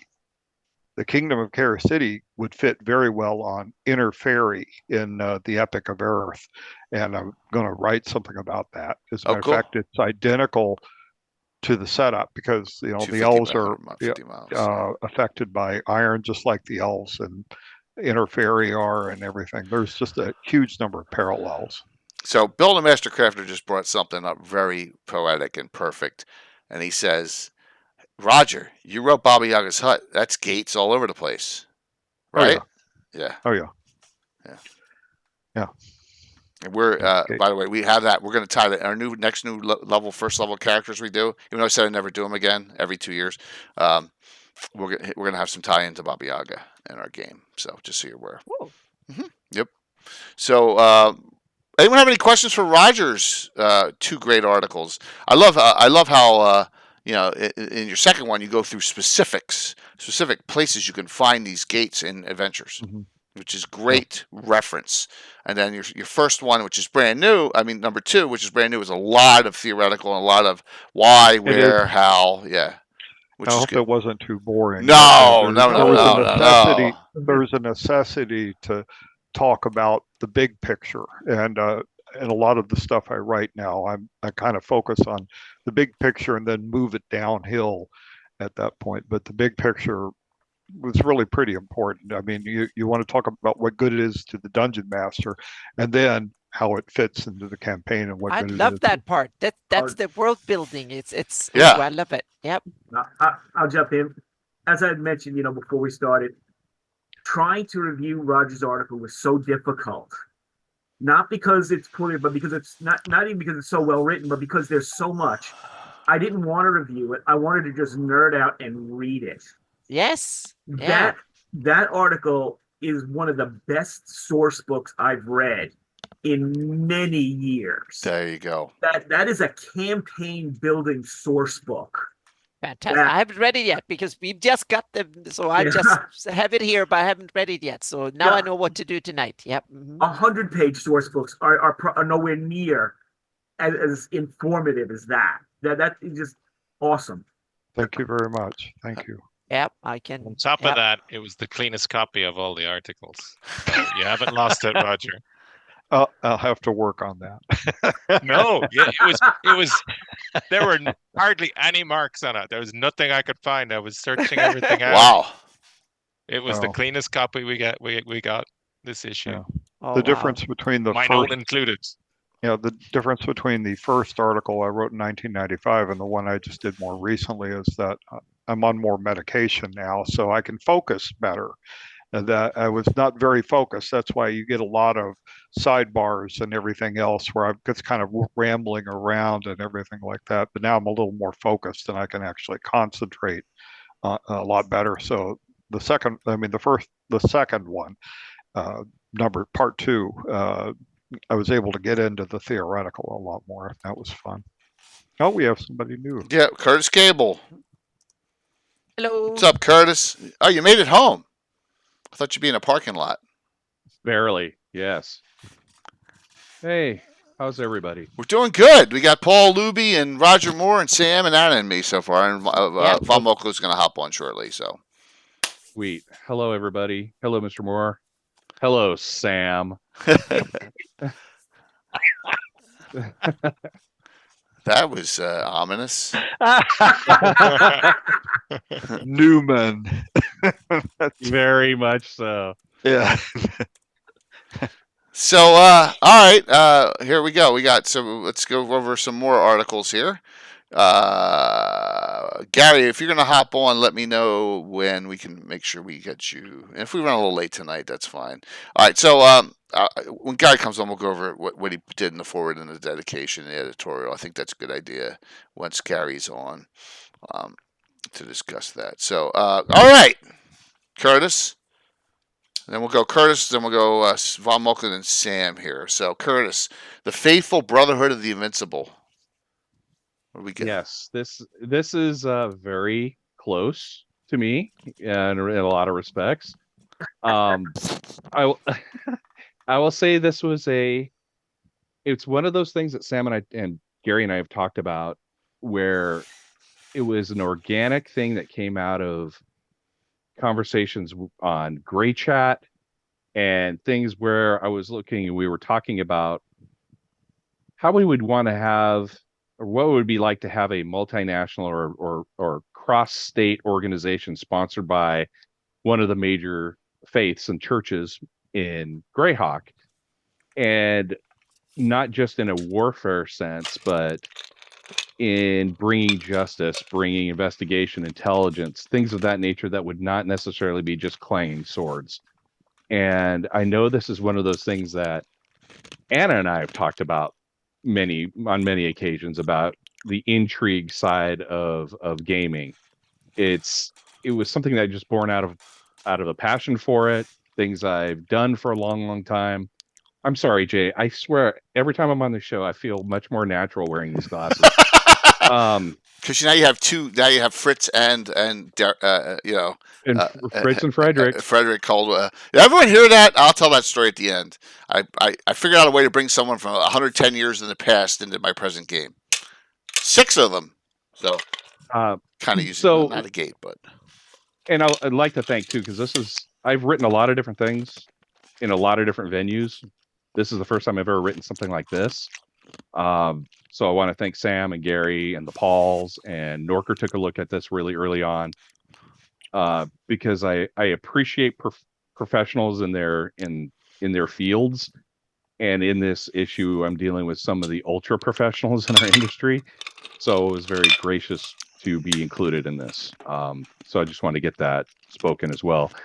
But this was something that grew out of what if we had an organization that was closely aligned with other good aligned churches that had position to assist the locals, so to speak, but in a cross-Flaness area of responsibility, so to speak. And for me, Gold Box is kind of very key to me for Greyhawk, especially having come back to Greyhawk a few years back after several years of playing in another campaign world. And for me, it was that Ascendancy of Evil and the Rise of Ayus was really kind of where I saw it. But, also putting this organization, or putting at least the Church of Hieronymus a little bit ahead of that by a few centuries, but really focusing on that 560 to 576 time frame. Right. But for use in any time frame. So pre-war. That's where I looked at it. That's where it came from for me. Yep. No, it's so it's based around the Church of Hieronymus and the Faithful Brotherhood. So the Faithful Brotherhood of the Invincible, and most people can get that. There's name. Somebody right now that Sam, you can tell the story if you really like to, because I find it highly humorous. Go for it. When I first reviewed it, I've reviewed stuff for people who are ESL, and it wasn't off like that, but there was something off about it. And it took me like 2 or 3 read-throughs. I finally got it. It was written in jargon, professional jargon, which, because I've read some books, I finally recognized. But I'm like, okay, Curtis, you got to change a little bit to make it a little more accessible to regular run-of-the-mill gamers. But then when doing the last round, I'm going through it, and it's like, okay, the faithful this, the faithful that. Can we vary that word? And I finally go back and look at the title. And then the name of the organization finally hits me. The FBI. So the Faithful Brotherhood of the Invincible. FBI. Oh. So. Awesome. Yep. In the middle of the conversation, because Gary, Sam, and I are on the call. We're talking about the edits. We're talking about how we clean up. And in the middle of it, Sam stops and says, "I hate you, Curtis. I hate you so much. I despise your entire being." And I said, "Sam, really? Did I get that one by you?" I can't believe I didn't get that. And and don't let the sunglasses and the hair length fool you. It's something I've been doing for many, many years. Look, I'm never not wearing that shirt anymore at the airport. That collared FBI shirt. Curtis gave me. People just walk away. So that was really funny. So I got Jay and Anna. I got at GaryCon. I got him a shirt. I said, "Hey, this is great." So it says FBI San Francisco on it. Yep. So yeah, it that's scares where people in the neighborhood. It does. Yeah, it does. So so in essence was how would we work this? How would it exist? Obviously, to try to encapsulate that in this article, I just wanted to make sure, that somebody could read it and go, "Oh, okay, this is yet another organization that there's already an infrastructure for it. People understand who the Church of Hieronymus is, but this is a little different sect. It's got a little different mission to it, and why the mission was, instituted, why resources would be spent for it." And I really enjoyed writing it. I mean, it's much like my golf game. I'm not very good at it. I like to do it. I just need to practice more. So I really, to me, was, there's a lot of influences, and I got a lot of different, I took from a lot of different, sourcing, Gold Box, Dragon magazine articles, the Sean Reynolds stuff, Bastion of Faith, and then I also looked at my influences, as you see, with the character. If you wanted to play that type of character, that's that direct Eric Boyd influence I've had from kind of that Faiths and Avatars. So stuff. So. Real quick, Curtis. So if you're new, welcome to Counterline DM Shane and crew. I hope you had a great game. I was lurking on it. It looked cool as always. Shane's great DM. If you don't know who's on, we got Roger Moore on. We got Paul Luby on in here right now. I mean, we got also Sam Wise, Curtis, Anna, and Von Moku, all authors for the new Visions of Greyhawk Volume 3. I also have a joint article with Ed Greenwood in here. We're going all over it right now. This is our third publication in the Visions series. Here's 1 and 2 in hardback. All right, Visions 3. Gary or Sam, put the link in, please. It's a free download. It's fannin'. So just note. So everything in here is free, and just enjoy and use it in your Greyhawk. Utilize it. That's why we're doing this. So have fun with this. Take a look. There's also a giveaway, classic D&D reprints. Just wanted to share that with the people rated in. Good to see you all. So let's go to back here. So I see other religions. I see Alana is mentioned in here. I see Jody, St. Cuthbert, Foltis. I see Clangeddon and Moradin. Perfect. The two I use mostly for the dwarves. Corel and Larethian. However, the Larethians often exhibit chaotic tendencies that conflict with it. Yeah, of course they do. Yeah. So I see that. Here's my question. Yes. I don't know if you thought this far out, but it goes to 576 and it's Heronian based. What the hell happened with the Shieldlanders then? And if this group was, I'm just saying, what they just didn't ask. Anna and I have talked about this. Yeah. Mm-hmm. I just chalk it up to bad intelligence. Actually, I think there was I have a, for our campaign, I have a theory that I'll talk to Anna about. That I think there was a weak link. I think the Iusians found a weak link and exploited it and recruited that person to help them spot and assess a lot of different things. And I think it was an inside job. And that's my theory. Maybe that's all good. One of 1,000 Greyhawk settings, that people can utilize in their stuff. So, can I offer a suggestion? This Prince Zeech. Prince Zeech defected not long before the wars, so maybe he brought some secrets. That's who I'm talking about. That's exactly what I'm talking about. Because future, I was just curious. It just I love the idea behind it too. Well, and Jay, really, just quickly, part of this is personal experience. Working with partners.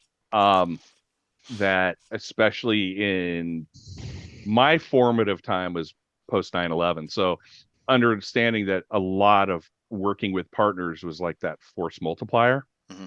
And by looking at the alignment of these different faiths and churches, and even in working with dwarves and elves, you're getting you're piling on that ability to carry out like a single mission and getting buy-in, and that's really where it is. I mean, you've done another thought process on an organization that should exist, that makes sense to exist. Hey, I got my order of you, look, you got this. Say, you know what I'm saying? In that time frame, we all have a group, or think of, there should be an organization that's thwarting evil in the Greyhawk that actually has their act together, right? Or that's your thought process here.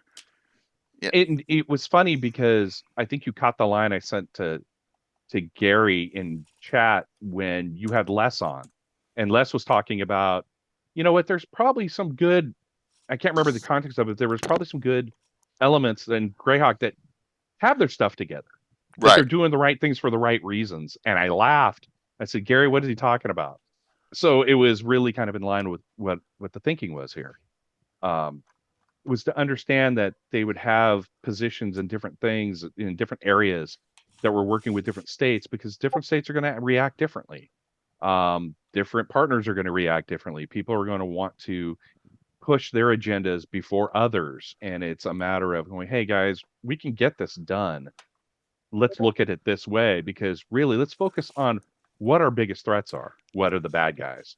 Let's not do the infighting. Let's put our energies outward, and try to establish some stability. But yeah, that's the Shieldlands is a completely different thing I'd like to ride on. So that's no, definitely. So I see a specialty class in here. We have an addition on this. Yes, that is. It was. I like the Eric Boyd style of blocking the information. 2E. It's written in a 2E, but it's really a 1E type of character. But for that purpose, it's really 1E, 2E. I mean, it's almost kind of like what you would run Right. in It's terms a of hybrid. special I got class. Yes, and developed a couple of those non-weapon proficiencies, adapted some things that I saw, and then wrote them up a little bit differently. And of course, you got a badge of holy agency. Yeah, I had to put that in there. No, it makes. I mean, it makes sense. Is it pronounced? Is it just a CR? Just a sheer. I've Okay. heard it just a char. Okay. Okay. Sam and I went back and forth a little bit on what we should call it. But again, with Sam, those are just the fires from Hextor's eyes really blasting toward me. I mean, let's just be perfectly honest. So Sam was great. Sam was very, very, very helpful in putting this together. So thank you again. And I loved doing it. So I'd like to be able to write ultimately down the road, almost like dispatches from the vault. With Gary had a great idea for, incorporating a top 10 type of thing. I mean, it won't be like Vecna, like, oh, they're big, Right. big surprise. But some things like that, a top 10, a breakdown of some of the specialized divisions within the Faithful, a hook or two. I'd like to be able to do that kind of things moving forward. I think it'd be fun to do. Well, it looks like it's got some cool abilities, and it's not hard to see it utilized in a campaign somewhere where those, if you're on the Shield Lands pre-war or during war. Right. Because you remember, and Paul knows this. I mean, who wrote the Night of the Holy Shielding? Was that Creighton?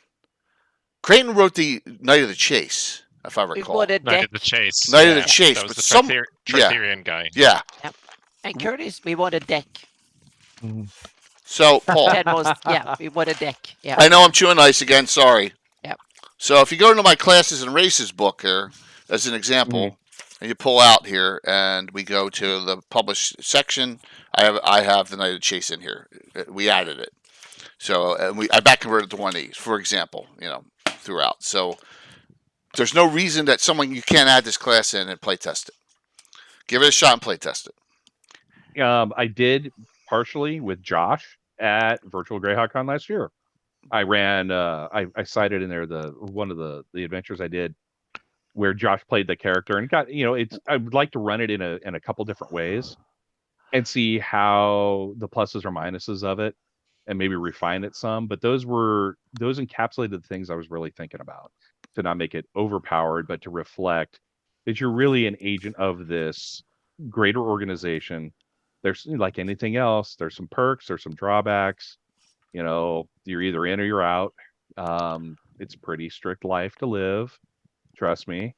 But as you get older and you get more gray, you get to do things like grow your hair out, and that's figuratively and literally, and it's a good career. Ultimately down the road, I'd like to also write some historian stuff. About their intel service, and I'll say this is the first we talking to Gary and the crew about Rel Astra versus North Kingdom versus South Kingdom. It really dawned on me, like, yeah, you can have an overarching structure for an intelligence service, but all those three regions might handle things a little bit differently, and not just for climate. I heard it on the way at home in my 45-minute commute to drive 12 miles. But the way things might be different and handled differently in those, it's like, just the complexity kind of just multiplied by about 5 times. But I'm cool with that. I really want to dig into it. You should really, if you do that, you should look at. You probably have Bastion of Faith, because Yes. as we know, Eric Boyd wrote them for that book, both especially Right. priests and a priest of Hextor in there. You can multi-class into assassin, Which makes total sense. or you can just switch it out with my bounty hunter if you don't want to do lethal. You know what I'm saying? So to make an intelligence agent is perfect. So really cool stuff. First shot at this, Curtis. Fantastic job. Thank you very much. Yeah, man. Appreciate that. Always. That means a lot. I want to get him for that name. I think it's a great article. Everyone has done huge. wonderful work so far. So we're going to go to page 56. Look at that. All right, Michael. Oh, look at that. Look at that heraldry. I wonder who did that. Yep. Remember that. The Knights of Yeah, Nyrons. I wonder who did that. I got Well, to it was shout Mike's out Mike's Anna, design. 'cause, Yeah, Mike gave me marching orders, and we worked on the design, and then I Very did cool. it in Photoshop. yeah, well, I wouldn't call it work necessarily. I gave her what I was thinking of while we were talking, and like Right. 3 seconds later, this popped up on my screen, and I'm like, oh, okay, that'll work. All right, so you got So- the Knights of Nyrons. The Nyrons should have a knighthood. It's so huge. I have to echo Curtis in saying that I'm humbled to be able to put something out like this in a publication like this. I have always wanted to write something and have my name, put on a piece of paper somewhere that somebody will say, "Oh, hey, that's cool." But I mean, I got inspiration first of all through Gary. 3 or 4 years ago, he made a comment about Niron being the most boring country in the entire Earth. And I'm like, all right, well, that's going to get the ball rolling. And now I've got a website and I've gotten to write, well, it's got to be hundreds of thousands of words now. And this was one of the things that I had come up with. The country just needed an order of knights. The way the whole thing that I have kind of developed, Nyrond, and they kind of hint at it a little bit in some of the publications and everything, and so I just kind of went back into the far long past, and I've got some secret societies and different things that are going on within Nyrond and everything, but this kind of boiled to the surface. Talking with Carlos Lissing. We were talking about Nyrond a couple of years ago, and he's like, I'd really like to see you do a knight's order for there. So I've got that dropped in. And then Jay, your night class was really kind of the icing on the cake. I appreciate it. Taken some of your information that you've put up online as you've talked about them, and so a knight's like a hybrid between a paladin and a specialty priest. Right. And that, varying degrees of yeah. And I've got one in my campaign. I've got 6 characters that I've put together that I've been running for virtual GREYHAWK Con modules. It's the same 6 characters to make it easy on myself more than anything. But one of them is a Knight of Nyrond in that. Beautiful. So, and I mentioned both of them in the bit of the article. One of our player characters is mentioned in there. So it says here as of 591, you have 23 knights. Are they all named? I haven't named all of them yet. Okay. Now I'm going through the process of coming up with some of them. I named the initial one, Valenth Alvan. They had to pick somebody to run the organization, and he is a paladin of Heronius. And in my campaign, I have the Bastion of Faith in Relmord. Perfect. So it all kind of melts together that way. It's kind of set up. I mean, he has run an organization of people, and eventually he will exit out once someone kind of comes to the surface as, okay, this guy should really be leading us, type of thing. But a lot of my inspiration for this was actually real world stuff. Knights Templar, the Teutonic Knights. Osprey put a book out called The Knights of Christ. And then I go to half price books every once in a while, and I go to the medieval section, and I can guarantee you can find a dozen books on medieval knights and everything in there. And I've gotten 2 or 3 from there, and just kind of melted it all together into this. Yeah, it looks like here they don't have to follow necessarily Heronius. There's Maheen, Darren, Balmit, and Palor amongst the ranks. So it sounds like all good deities. It's a good aligned order, just like mine is. They're all aligned with Heronius. All of Heronius's allies, based on the way the god has been written. Okay. Yeah, you got mottos, holy days. So you got a lot of really cool things here. Oh, you must carry a book of the And yeah, I dove into it, and pretty hardcore. I mean, with sorry, the decrees of the order, really Here it what they is. Yeah. call. So tell us about the 7 decrees.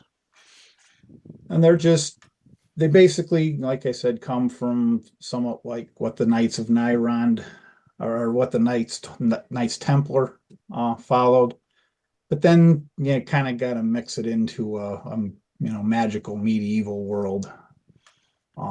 So it's just a way of living your life. And there are other publications where I've seen I think it's listed in the Cavalier from the Dragon Right. magazine. Yeah. 72. There's some tenets that you follow and that type of thing. But as far as the Knights Templar were concerned, they also had some secret types of things. I mean, it was somewhat one of the first secret societies. I mean, the Illuminati, the Knights of the Rose, all those things. You see those movies that Tom Hanks was in and everything, and see you've got all those kind of things going on with it, and some of the interesting things that I found in reading about some of these orders is that you would think, as like a Christian order, there wouldn't be anything that you would necessarily think would be evil, but there were parts of their ceremony where they were drinking from skulls and they were worshiping a head in a box, and it's just a whole variety. What's in the box? Sorry. What's in the box? So, and then I was in a fraternity in college, and you had a head in. Wasn't Skull and Bones, was it? No, I'm just kidding. No, I wasn't. I'm not.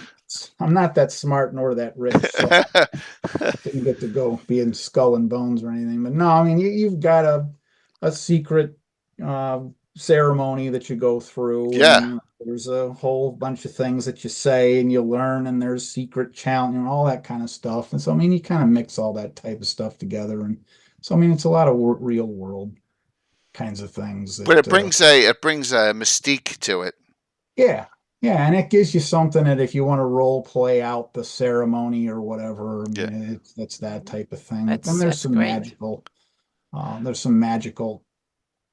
it's some deep stuff here. If you read this, if I ever willingly violate my decrees as a brother of the lost companion soldiers, may my skull be sawn asunder, my brain removed to boil in the heat of Pelor's wrath, and the bone crushed under the curse of Nerol, the reaper and the hater of life. I mean, my gosh.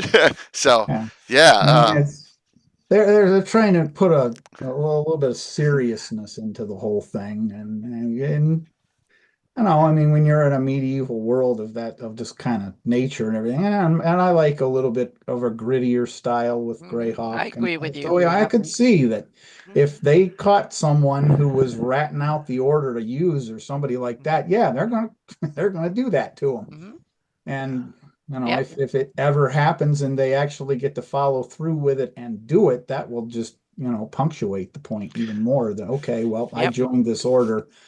Now I really better seriously think about what it is that I'm going to do and what's going to happen to me if I don't do what I had said I'm going to do. So, Jay, trivia time. Sorry on this.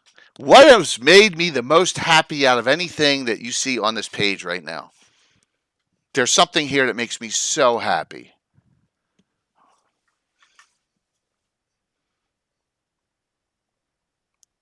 Heronius is still using a freaking axe. Okay. Yeah, I mean, I've got Heronius. Oh my God, that drives me crazy. They just switched them to swords. Crazy. What's that? I think it doesn't drive me crazy. I think it's a natural evolution. No. Yeah, no, I actually my glory axe. It's the Knights of Nyrond carry axes, and in fact, in the good job actual game mechanics, right? That's one of the first things that you have to take. I agree 100%. So there you go. I love it. Yeah, I'm with you too on that, Jay. Axe all the way. Axe all the way. Even if it's a halfling, right? Exactly. You can use a hand axe. Look who we got. They let halflings in? What? I was just busting. This is awesome. So you now with Curtis's and with Michaels, you have 2 new organizations you can utilize in your campaign. Written up. And mine, again, I'm kind of following Jay, 1E, 2E, Osric. I just kind of mix things together, and some of it I had to change because of my campaign. I mean, It's all good, man. I've got a specialization system that's, you've got a different specialization system. I've got a different one. I had to change it up a little bit to kind of mirror the rule books that are really out there in the real world kind of thing without going into the 20 pages. So. Do you have Smite Evil in here, which is something I utilize too in some of them. And that came out of 3rd edition. Yeah. That a little bit. And use of spells as abilities as you go up in level and innate, and those are all out of Bastion of Faith. Plus a spell list. Bastion of Faith, I think, is a great. It's the most underrated book in the 2E era. Yeah, I mean, really, because it should have been a GREYHAWK publication, but it went generic. I mean, it is wonderful. Yeah, although I do appreciate at the beginning how to incorporate it into other. Yeah, absolutely. Places. I think you, myself, and Anna and I have at slightly different spots in our Holy Shielding lands, right? And the Shield lands, and you have it in Niron. So there's 3 uses of it, separate, which is awesome. Which is great. So yeah, and you made a class up here, and there's no reason anyone can't try this class in your own campaign and play test it. Absolutely. I really enjoyed the regional element for the Heronius thing, and for this one, I like that very much. I really thought that added a lot to it, to both of them. Yeah, it's Thank you, Roger. All fantastic. But like I said, I just like to mirror what Curtis said about being able to write something like this. I mean, I'm an amateur writer. Some people have told me that I write well, and some people, they look at it and they want, you need to change this and move them around and do all that kind of stuff. So I'm learning. I've got other stuff that I've put together that I'd like to put out at some point. I've been working on the military of Niron for probably over a year. And that's about double the size of what I've written for this class. So you and me both, Michael, because I have spoken in a certain way and written in a certain way so often that Sam is going to continue to tell me no jargon. No, or because I live in the world of acronyms. No acronyms, no jargon, which makes me chuckle. You need to be no acronyms. No. As soon as I saw you were putting an article in and I saw the name of it, I'm like, I knew he was going to make the FBI out of this. Curtis, you need to be. You do what you know, right? Yeah, you need to be deinstitutionalized. It takes a decade, and I know. Almost there. Yep. We've talked about that, Anna. It'll. I've got a little bit longer to go. So yeah, I've been 10 years out of it now. So yeah. So you can't say no acronyms because Roger's well known for one of the best acronyms of all time. Oh yes, Spunk. Yeah. Right, Roger? Short People's Union for Nefarious Kleptomaniacs. And you've been had. Awesome. So if you know that, Roger, in my Altamira book for Stroller Games, I made it Spunk. Sure People's Org for Nefarious Kleptomaniacs, and I switched the guy's name to You Were Taken because I didn't want to, do a complete rip-off. Plus, it's in Dragon Magazine. I don't want to, but that's an actual character in my campaign. You've been had. So Roger's just amazing with all his funny notes. Jay, one real quick alibi. Yeah. If you notice the write-up, the story behind the cover on Visions. Yes. If anything reinforces the axe, it's that little story. Okay, good. So there's no question the axe lives. Good. So axes. So I just wanted to throw that out there. That's on the cover. Oh, it's great. And Gary wrote this up. Gary, you did this on the cover? Cover writing? Whose story is this? Gary's. Gary. Hey guys. What's up, Gary? Yep. Hello. Hey. Gary. Yeah, I whipped that up as a little homage to Curtis's article, since we had locked him in first, and I said, okay, we'll make the cover about his article. We kind of got a Herodias theme going, so it seemed to make sense. Beautiful. It's fantastic. He hit his wondrous axe in the hollow of a great red bark tree, barely a dozen feet from where he now stood. Its sanction was a dancing axe, blessed by the high priest of the invincible and Shendel. So it's it's really cool. I can't recall. I recall about the artist and stuff. I don't ever recall. Am I missing it? Someone did a little story. Did Eric Martin ever do this? I think Roger would recall that sometimes Dragon would have a little blurb about the cover. Yes. Okay. Yeah, to kind of highlight the artist and talk about what was being shown. Usually it themed with the issue. Mm-hmm. Yeah, but not in a story format like this. Yeah, not like that. No, Yeah, nice. I think I like that very much. Yep. Nice. Yeah, it's cool. I think we're going to incorporate that as a it's a great feature. Idea. Yeah, it's a wonderful idea. So we go to Gary while you're here. Dedication to Gary X. Yeah, I've been looking around at what's been going on in the 50th anniversary, and I thought, they haven't been talking about some of the creators and founders of the game they're celebrating very much. So I said, well, let's dedicate this issue to Gary, who basically got us all started in this fandom. So yeah, I think, and his birthday's Saturday, so we're gonna be posting links to this in all the forums on Saturday. I will link it to Luke. Okay, so he knows. Yeah, I asked Josh to get him a copy too, so he'll. Yeah, I think hopefully he likes it. Just like I was going to say to Curtis, why would you ever have Josh playtest something? I'm just kidding. You know what? A stream wouldn't be a stream without you taking a shot at Josh. I have to. It's just the way I am. So thank you for that. That is awesome. And now your editorial. So a nice synopsis here, thanking people and talking about the new contributors. So we gotta say though that Ed Greenwood is a new contributor to GREYHAWK. Yes, a very surprising contributor to GREYHAWK. Well, there's more coming.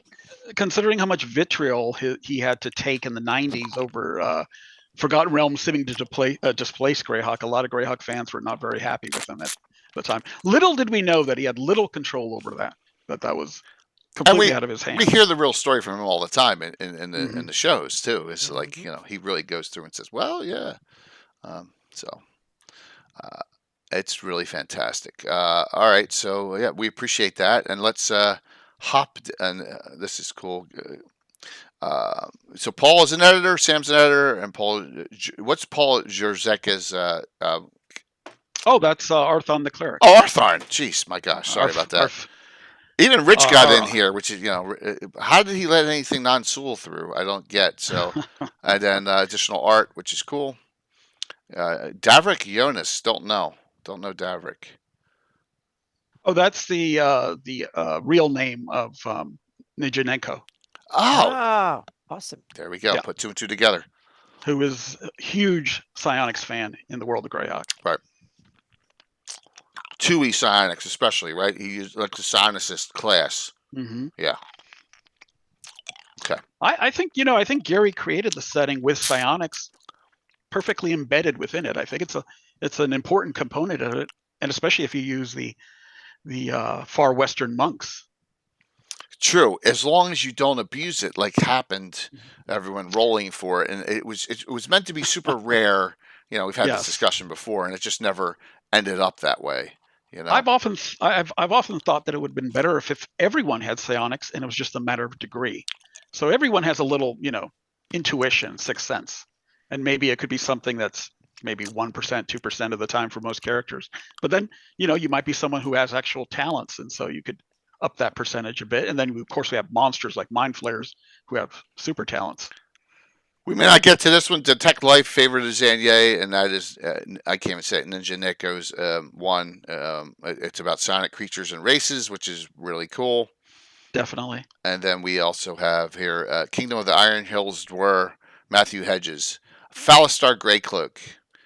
Yeah, he's a member of Cannon Fire who doesn't come on the Discord very much, but he submitted this article, and it's written in the Living GREYHAWK Gazetteer style. Yeah. So yeah. So I think Roger may have set up that format for those national entries.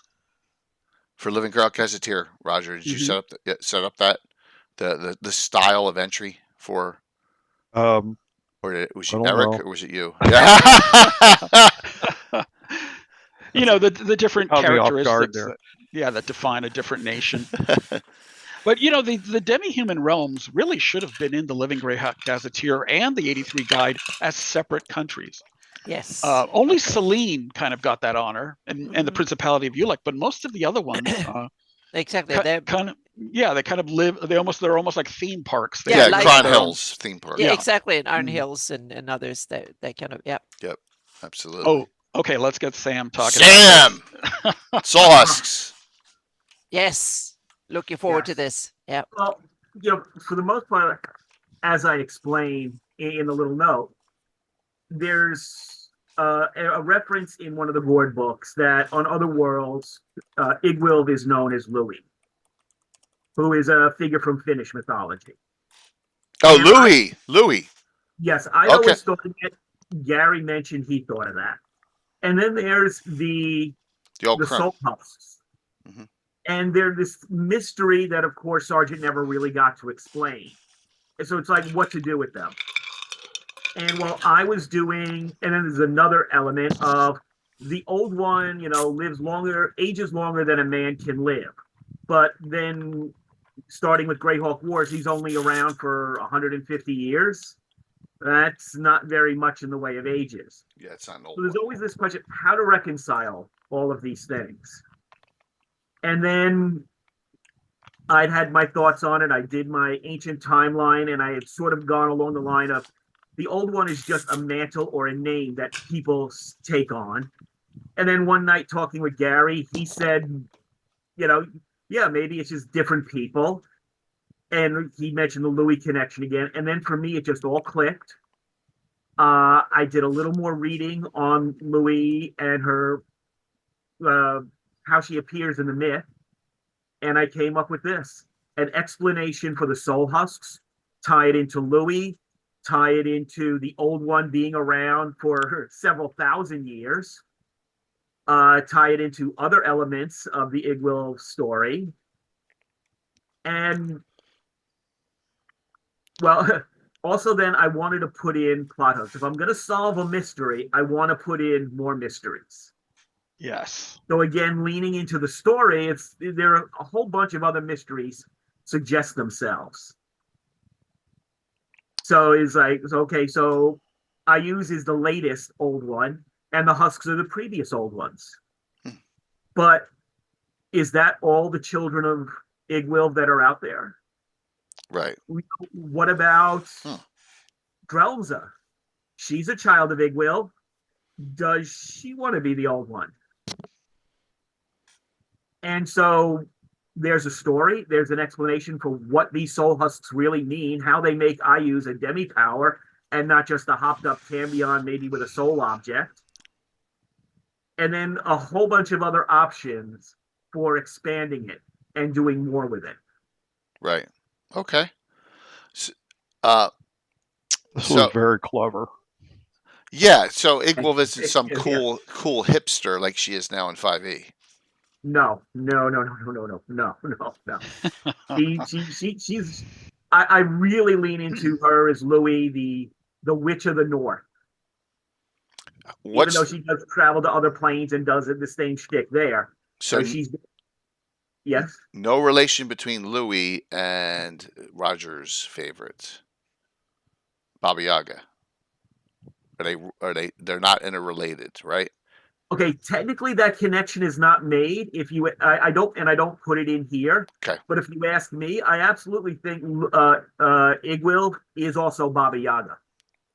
Is also Baba Yaga. Okay, I got it. Okay, yes. Another aspect. All right. Yeah. Okay. Yeah, Eric and I went the other way and made them mother and daughter. So right. So. Yeah, and Gary wouldn't have tied it, so closely. Like I say, I would make Igwilv, 3,000 years old. Yeah, a literal ancient boogeyman of the Flanays or boogie woman. An intense rival. And just, I don't know, like I said, I thought it was a way to resolve long-standing questions and contradictions. Okay.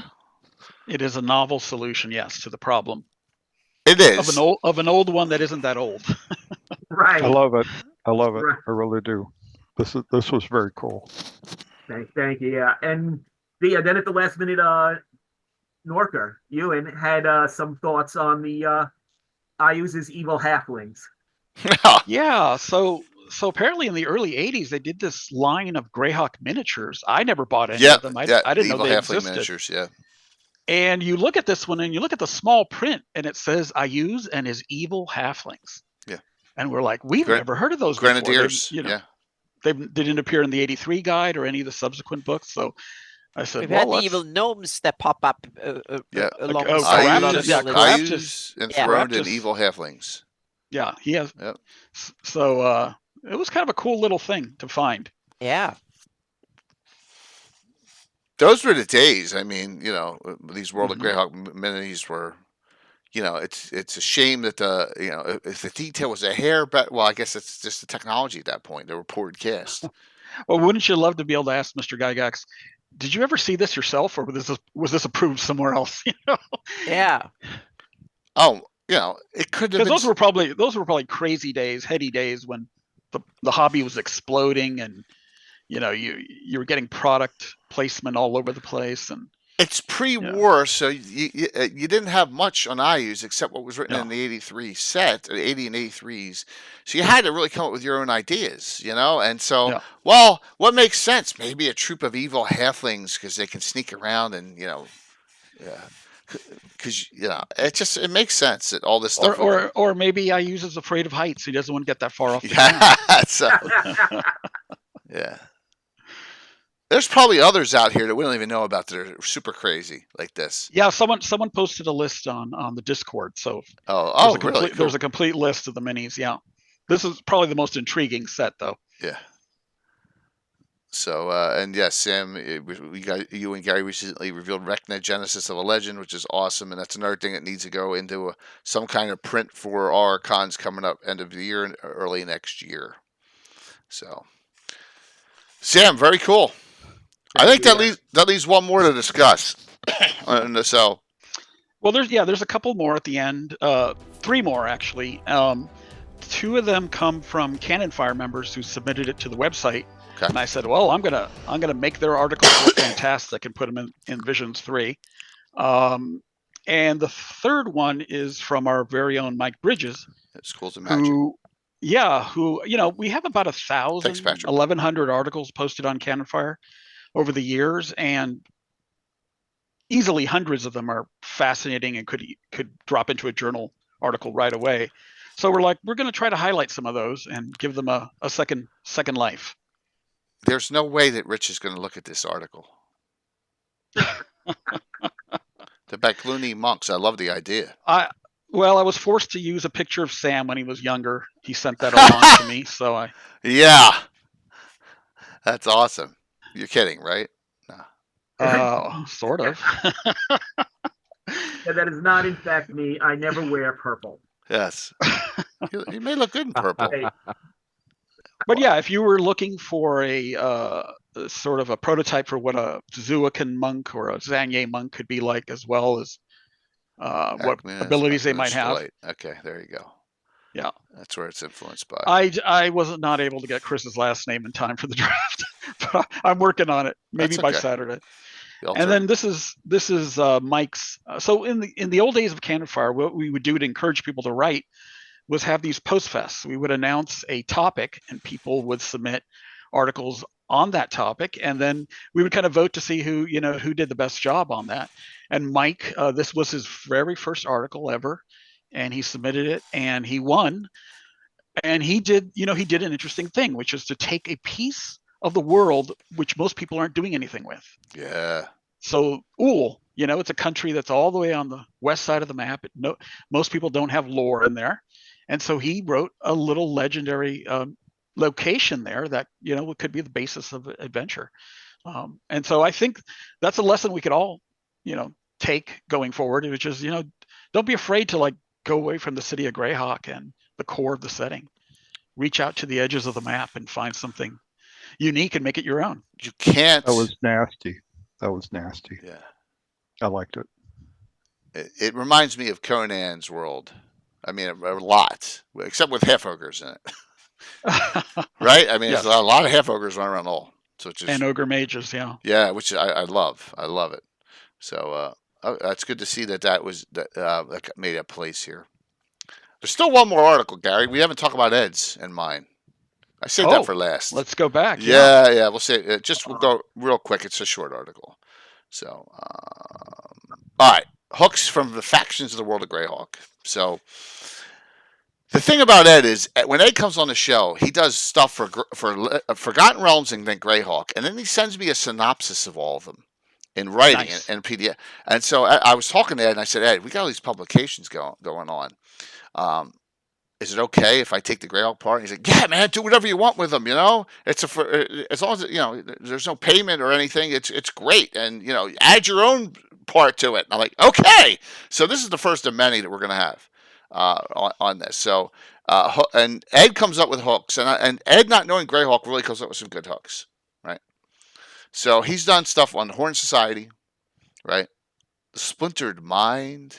And what Gary loved is he was doing 2 of the guns Gary even made up. I remember during the show, right? Seekers and the Silent Ones. Or he's got hooks on those. Were we gonna say something, Gary? Yeah, I was going to say that it's flattering that Ed really looked at the Greyhawk works. That probably came out well past the time he would have read the Gold Box, and he plucked out some stuff there that's pretty obscure for a generalist fan of D&D. So I think he did a great job. And he's got Knights of the Heart, Knights of the Holy Shielding, Scarlet Brotherhood, Crescent League, Knights of the Watch. It reminds me a bit of a feature that used to be in the Living Greyhawk journals, where there was events in the north and dispatches from what were they called? Events in the southern and eastern Flanders. Yeah. And they were written by Rob Kuntz. No, the Living Greyhawk Journal did them as well. Oh, Living Greyhawk Journal did them too. Dispatches for each of the regions, and for some of the core regions. Yeah, it's very similar. And similar length and similar sort of punch in terms of giving a plot hook. What's great about them is almost anybody could write them. So if you have an idea out there for a little plot hook, I mean, 100 words, 50 words, it doesn't take much. No, it doesn't. I will say this was very exciting. This really got me. Oh, thanks, Ed. Dragged in, and I really like that very much. This is very good stuff. Yeah, awesome. I appreciate it. Thank you. Yep. So reviewing Ed stuff, just as soon as I started reading it to try to go over it, I'm just hearing all of them in Ed's voice. Yeah, well, that's it. That's the moment you start reading one of those, it's in Ed's voice, and it's just they're just wonderful to read. I think the community is so, and I'm not putting down anyone else, but to have Ed on the show every couple months, and to have him playing Greyhawk with us at cons and in my online, it's just a unbelievable thing. If you saw him during the 24-hour stream, he made up that song right from the top of his head. He was playing the bard. It's nuts. Even outdid Curtis's bard. That's not true. Curtis's bard had the bongos. So Curtis bought a pair of bongos. Still does. Yeah, still does. So what I did was I took hooks. These are not made up. These are all stuff that's actually going on in my campaign, and I just put them in the article. So we talk about and in my game, the Prince of Ulick is not a nice guy, because in 1980 when I got the original glossography, there were no names in the glossography. They're just race and level. And I'm thinking to myself, the Prince of Ulick's a fighter thief. So he can't be like the most honorable and he's a fighter thief. What's going on with that? So that's the direction we took before the 83 box set came out. So yeah, there's the Order of Ulick. The Dark Brotherhood is because I hate the Scarlet Brotherhood with a passion. So there's a reference to Dark Brotherhood in Crypts of Astaris in Dungeon Magazine. And we ran with it because we used a lot of Finnish deities. Leviathar's an active deity in my campaign since Deities and Demigods came out. Before Forgotten Realms ever came out. We have a couple other ones in there too, like Elmater, which is another one that Ed used in Forgotten Realms. So they're kind of they worship the god Hysi and the goddess Leviator. So that's them. The Bounty Hunters Guild of Altamira, the Bounty Hunter class. It's in my book, talking about that. Gary's favorite, the Mongrels of the Putrid Tongue, which you actually have a shield for them. So yeah, a little rumor about them, and then the Selene Forest Night Watch, which predates the Knights of Luna by 20 years. Knights of Luna. The best of that was when that came out, and we talked. Luke, Mel's the head of the Knights of Luna. He goes, "What's the Knights of Luna?" I had nothing to do with that. So there you go. But that's it. So it's plot hooks that going on in my campaign right now, because I love the long-term plot hook, and then some nice words here. Thanks, Gary. So yep. So overall, if you haven't downloaded this yet, you should, because it's free, and you probably see hard copies for conventions. So the Selene Knights of the Watch cast Melcestar at the correct range. So Rich, I extended it from 60 feet in first edition to 90. But it's nowhere near. Luke tried casting at 240 feet. It ain't going that far. So I made it 90 to make it a little more useful. So, but good point. Yeah. Anyone else here on the panel have any commentary about anyone else's articles or anything else in Visions that they'd say something? It was a terrific issue. I'm sorry. That's perfect, Roger. Thank you. Terrific. No, I was just going to say, if you really like this issue, you're going to get more of it. Roger's submitted a bunch of other articles, so he's going to be in issues, going on for a couple of years probably. and Paul Luby, he's already got articles in the queue, and so you're going to learn a little bit more about what That's fantastic. Cultivation is like in Finest, where all the wine is grown. Lots of interesting things. That's all people cared about, Gary. I know. I was like, I could tell you where the flax and the wheat is. That's a great article. I can't wait for that article. Because in the 83 guide, we get this very bland term, foodstuffs. Yeah. This country exports foodstuffs. Well, let's find out what they are based on climate. Yeah, and you also have all the different tree names and all different. Yeah. Wow. Anyone else? Don't forget the frost wheat, Gary. We will not forget the frost wheat.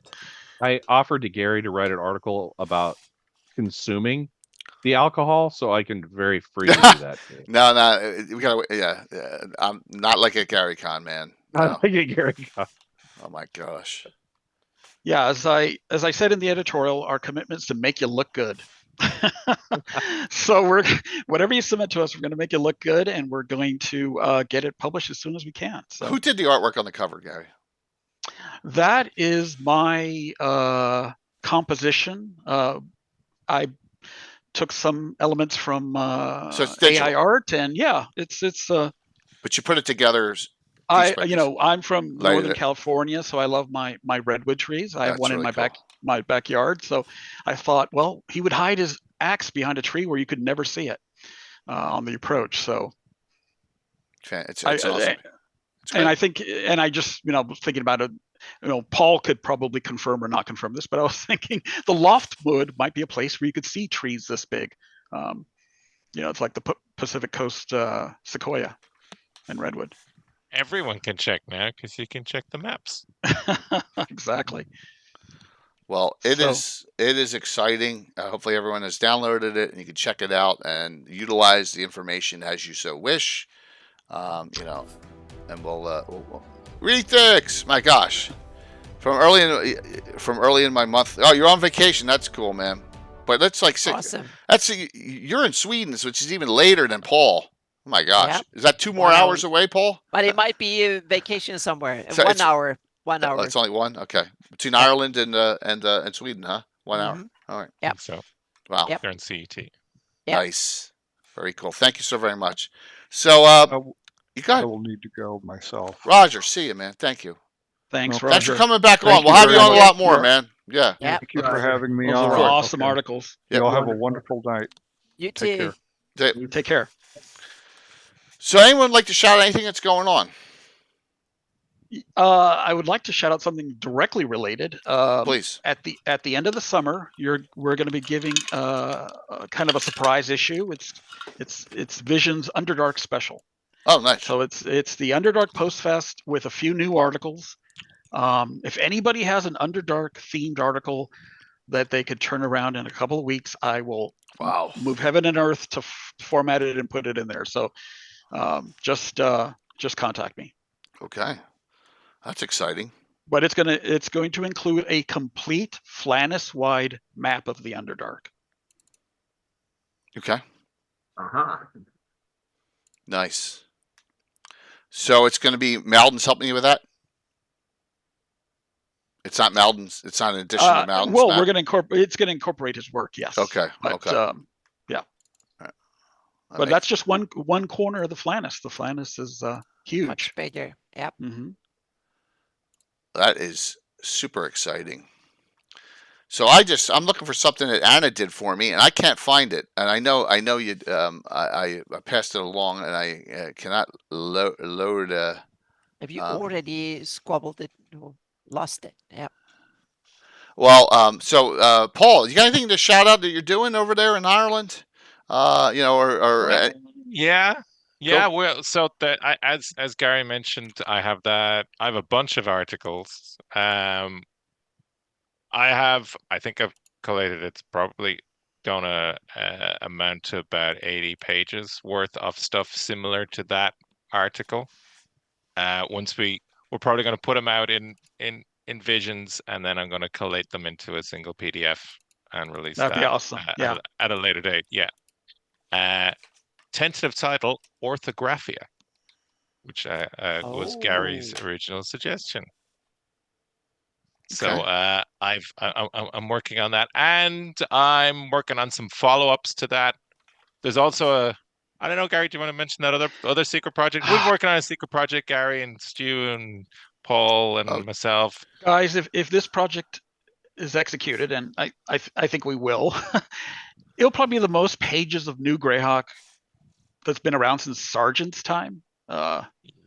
You're just gonna have to trust us. Yeah, it's an insane idea. Yeah, there's that. There's a couple. There's certainly there's a lot of pages waiting on that one.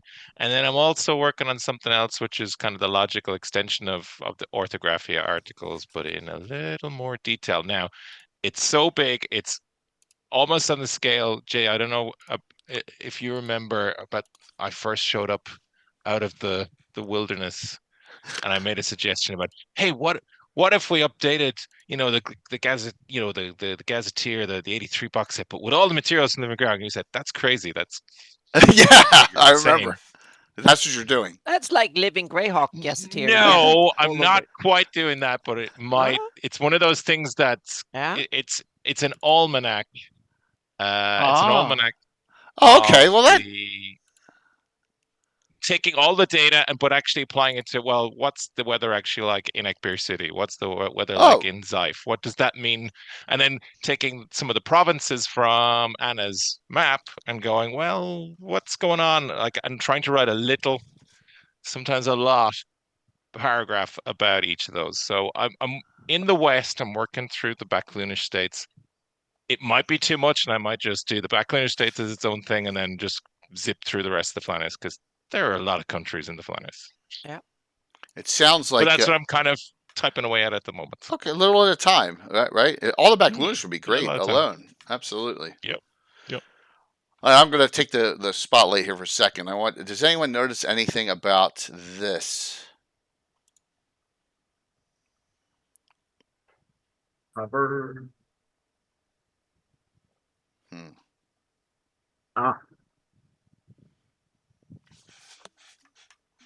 Or this?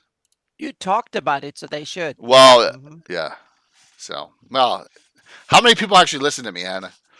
Apparently none. I added Thursday night to Virtual Greyhawk Con 5. Yeah. Okay? Oh. Okay, because... the T-shirts are wrong now. No, yeah, well, now you have a collector's item. Okay, good. Yeah. So I just needed to ask. Yep. So I'm going to do. I always do a kickoff event Thursday night, but it's not part of the con. I think to myself, why don't I open up Thursday night? So if people want to play games that night, they can. If you want to play games Friday in the middle of the night, they can. It just makes sense, right? Mhm. So, and I have open. I'm going to have at least 2 open signups for my game. I think it's 3 on Thursday night at Lost City of the Soul, because I moved the Sunday one. That Sunday morning slot is now reserved for Andrew Scott Perry, who Andrew Scott Perry is going to play his Warp introduction, Barrier Peaks game for aid of the community. Mhm. So, yeah, on the Sunday. So I expanded it to Thursday. So please, if you haven't already signed up, let's get it rolling here. We need to get some more games in. We need to get some more signups. We need to get GREYHAWK Reborn and Troller Games get their games in. So I got a lot of now that 24-hour stream's in the back burner, I got a lot more to do here. So we'll get rolling with it. Yeah, there's a lot of people attending Game Hall. And Annis is going to be there, Nicoya. So, yep. Mhm. Yep. Yeah. Exactly, Alderon. So there you go. We got some stuff going. Stuff going. That's the thing. So Thursday night is open. It's on Tabletop Events. And that opens up Friday at midnight now, not at 6 a.m.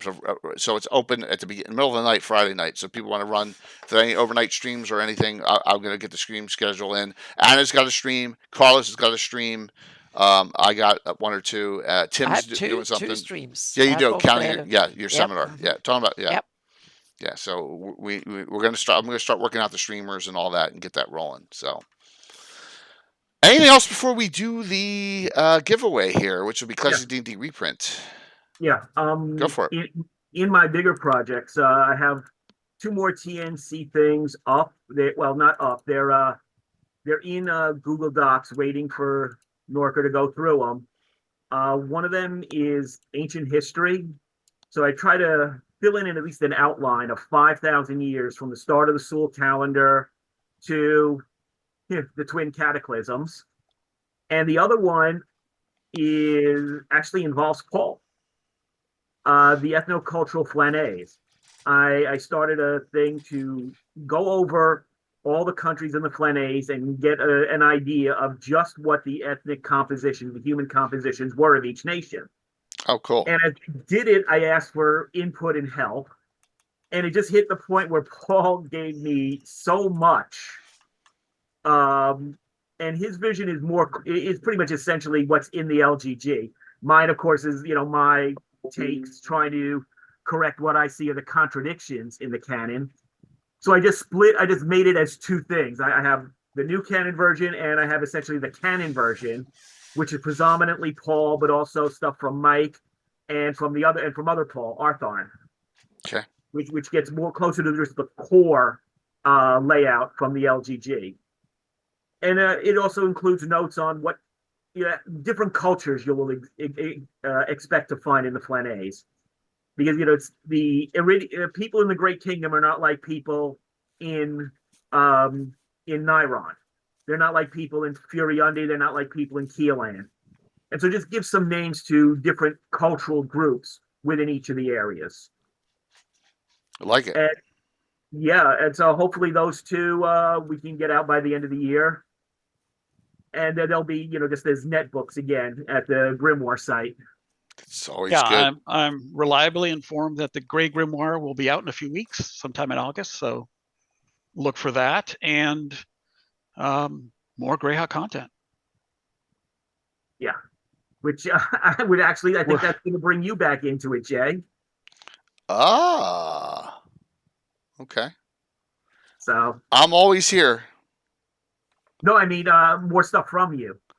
I'm gonna more stuff coming, man. You know how much stuff I got.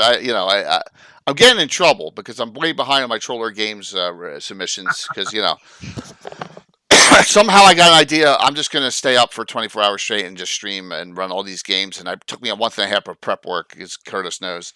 Oh, so this is what I did. Roger's not here. So if you didn't see the stream, I took a Mirror of Life trapping, and that group 5 years.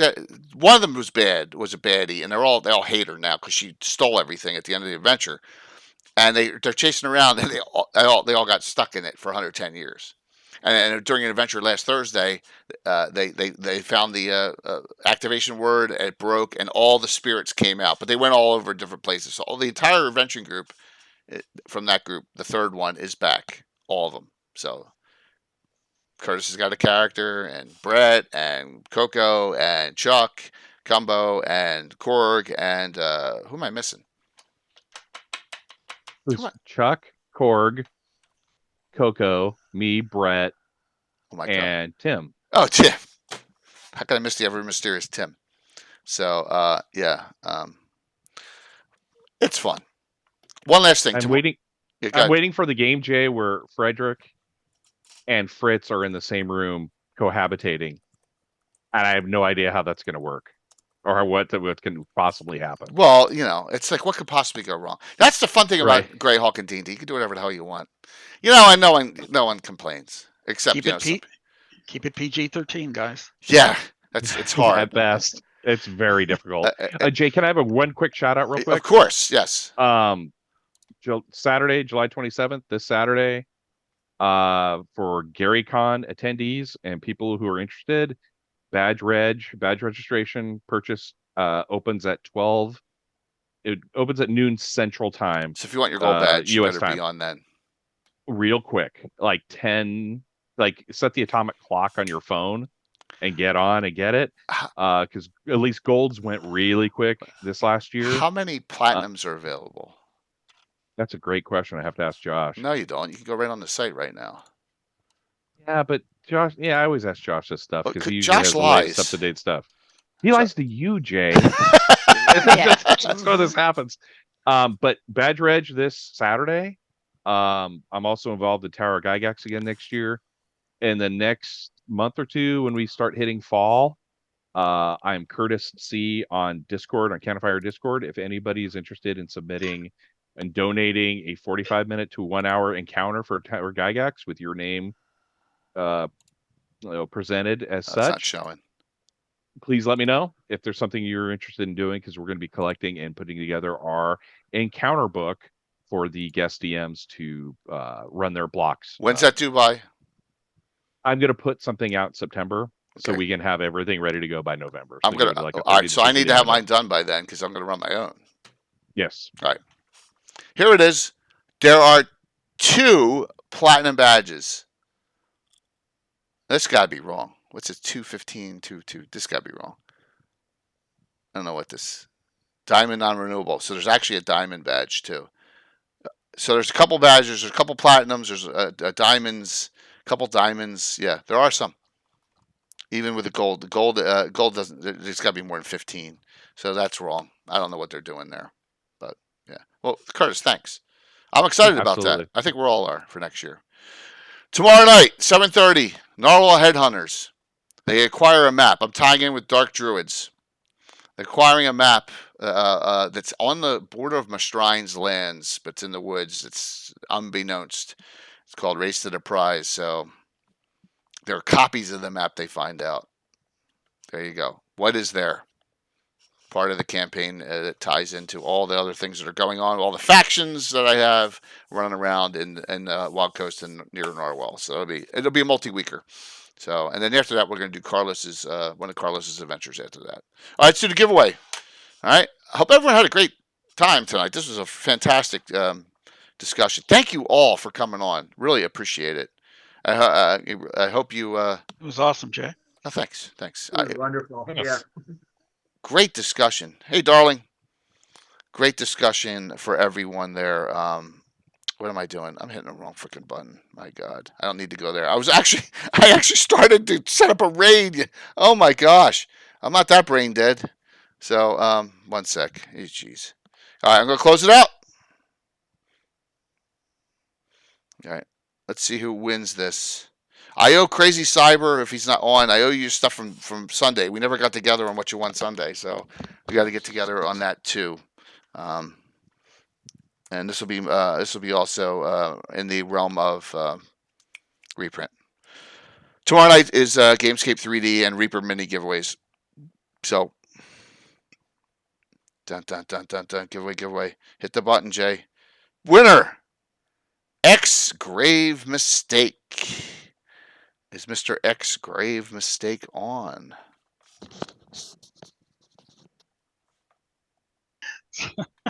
It sounds like the name you'd give yourself regretting a marriage. Yeah, we don't want to. Yeah, you're absolutely correct, Gary. I don't know if I have a D3. I'll check. I know I have a D1 and 2. I may have one. I may have a blue D3. Let me go. This pile almost killed me the other day. It's so high. But if I do, Grave, I think I have your address too, don't I? But yeah, I'll check. I'll whisper you in chat. So awesome. We're going to raid into a very Van Wickman, who came here in person during a 24-hour stream. We're going to raid into Toleron 20. It's a newer stream. Seems like a cool guy. He's got a game going on. So it's a Rise of Tiamat game, but why not? Let's give him a little love. So just go in and say hello, follow if you so choose, and just raid. Say hey, raid, and always makes newer streamers makes them happy. I know what it felt like 6 years ago to get a raid. So yeah, it's always important. So thank you. Anyone else? Last things. We'll see. I don't know what we're doing Sunday night. I have no idea. I haven't thought that far ahead. No game. I have a map stream on Friday night. And there's some other cool stuff coming. So I'll talk more about that on Friday. Yeah, very cool. I think I'm taking this Saturday off. I haven't taken a Saturday off in a couple weeks from streaming, so I think I'll take this one off. But the week after, I'm trying to get a new game together. We'll talk about that coming up. All right, Jay, I'll hit the wrong button here. Thank you, everyone. Great job, Gary, Sam, Paul, and everyone else who put this together. Fantastic. Great job. Thanks, Jay. Our pleasure. All right. Let's see if I do this right here. I have to search for that name. Dun dun dun.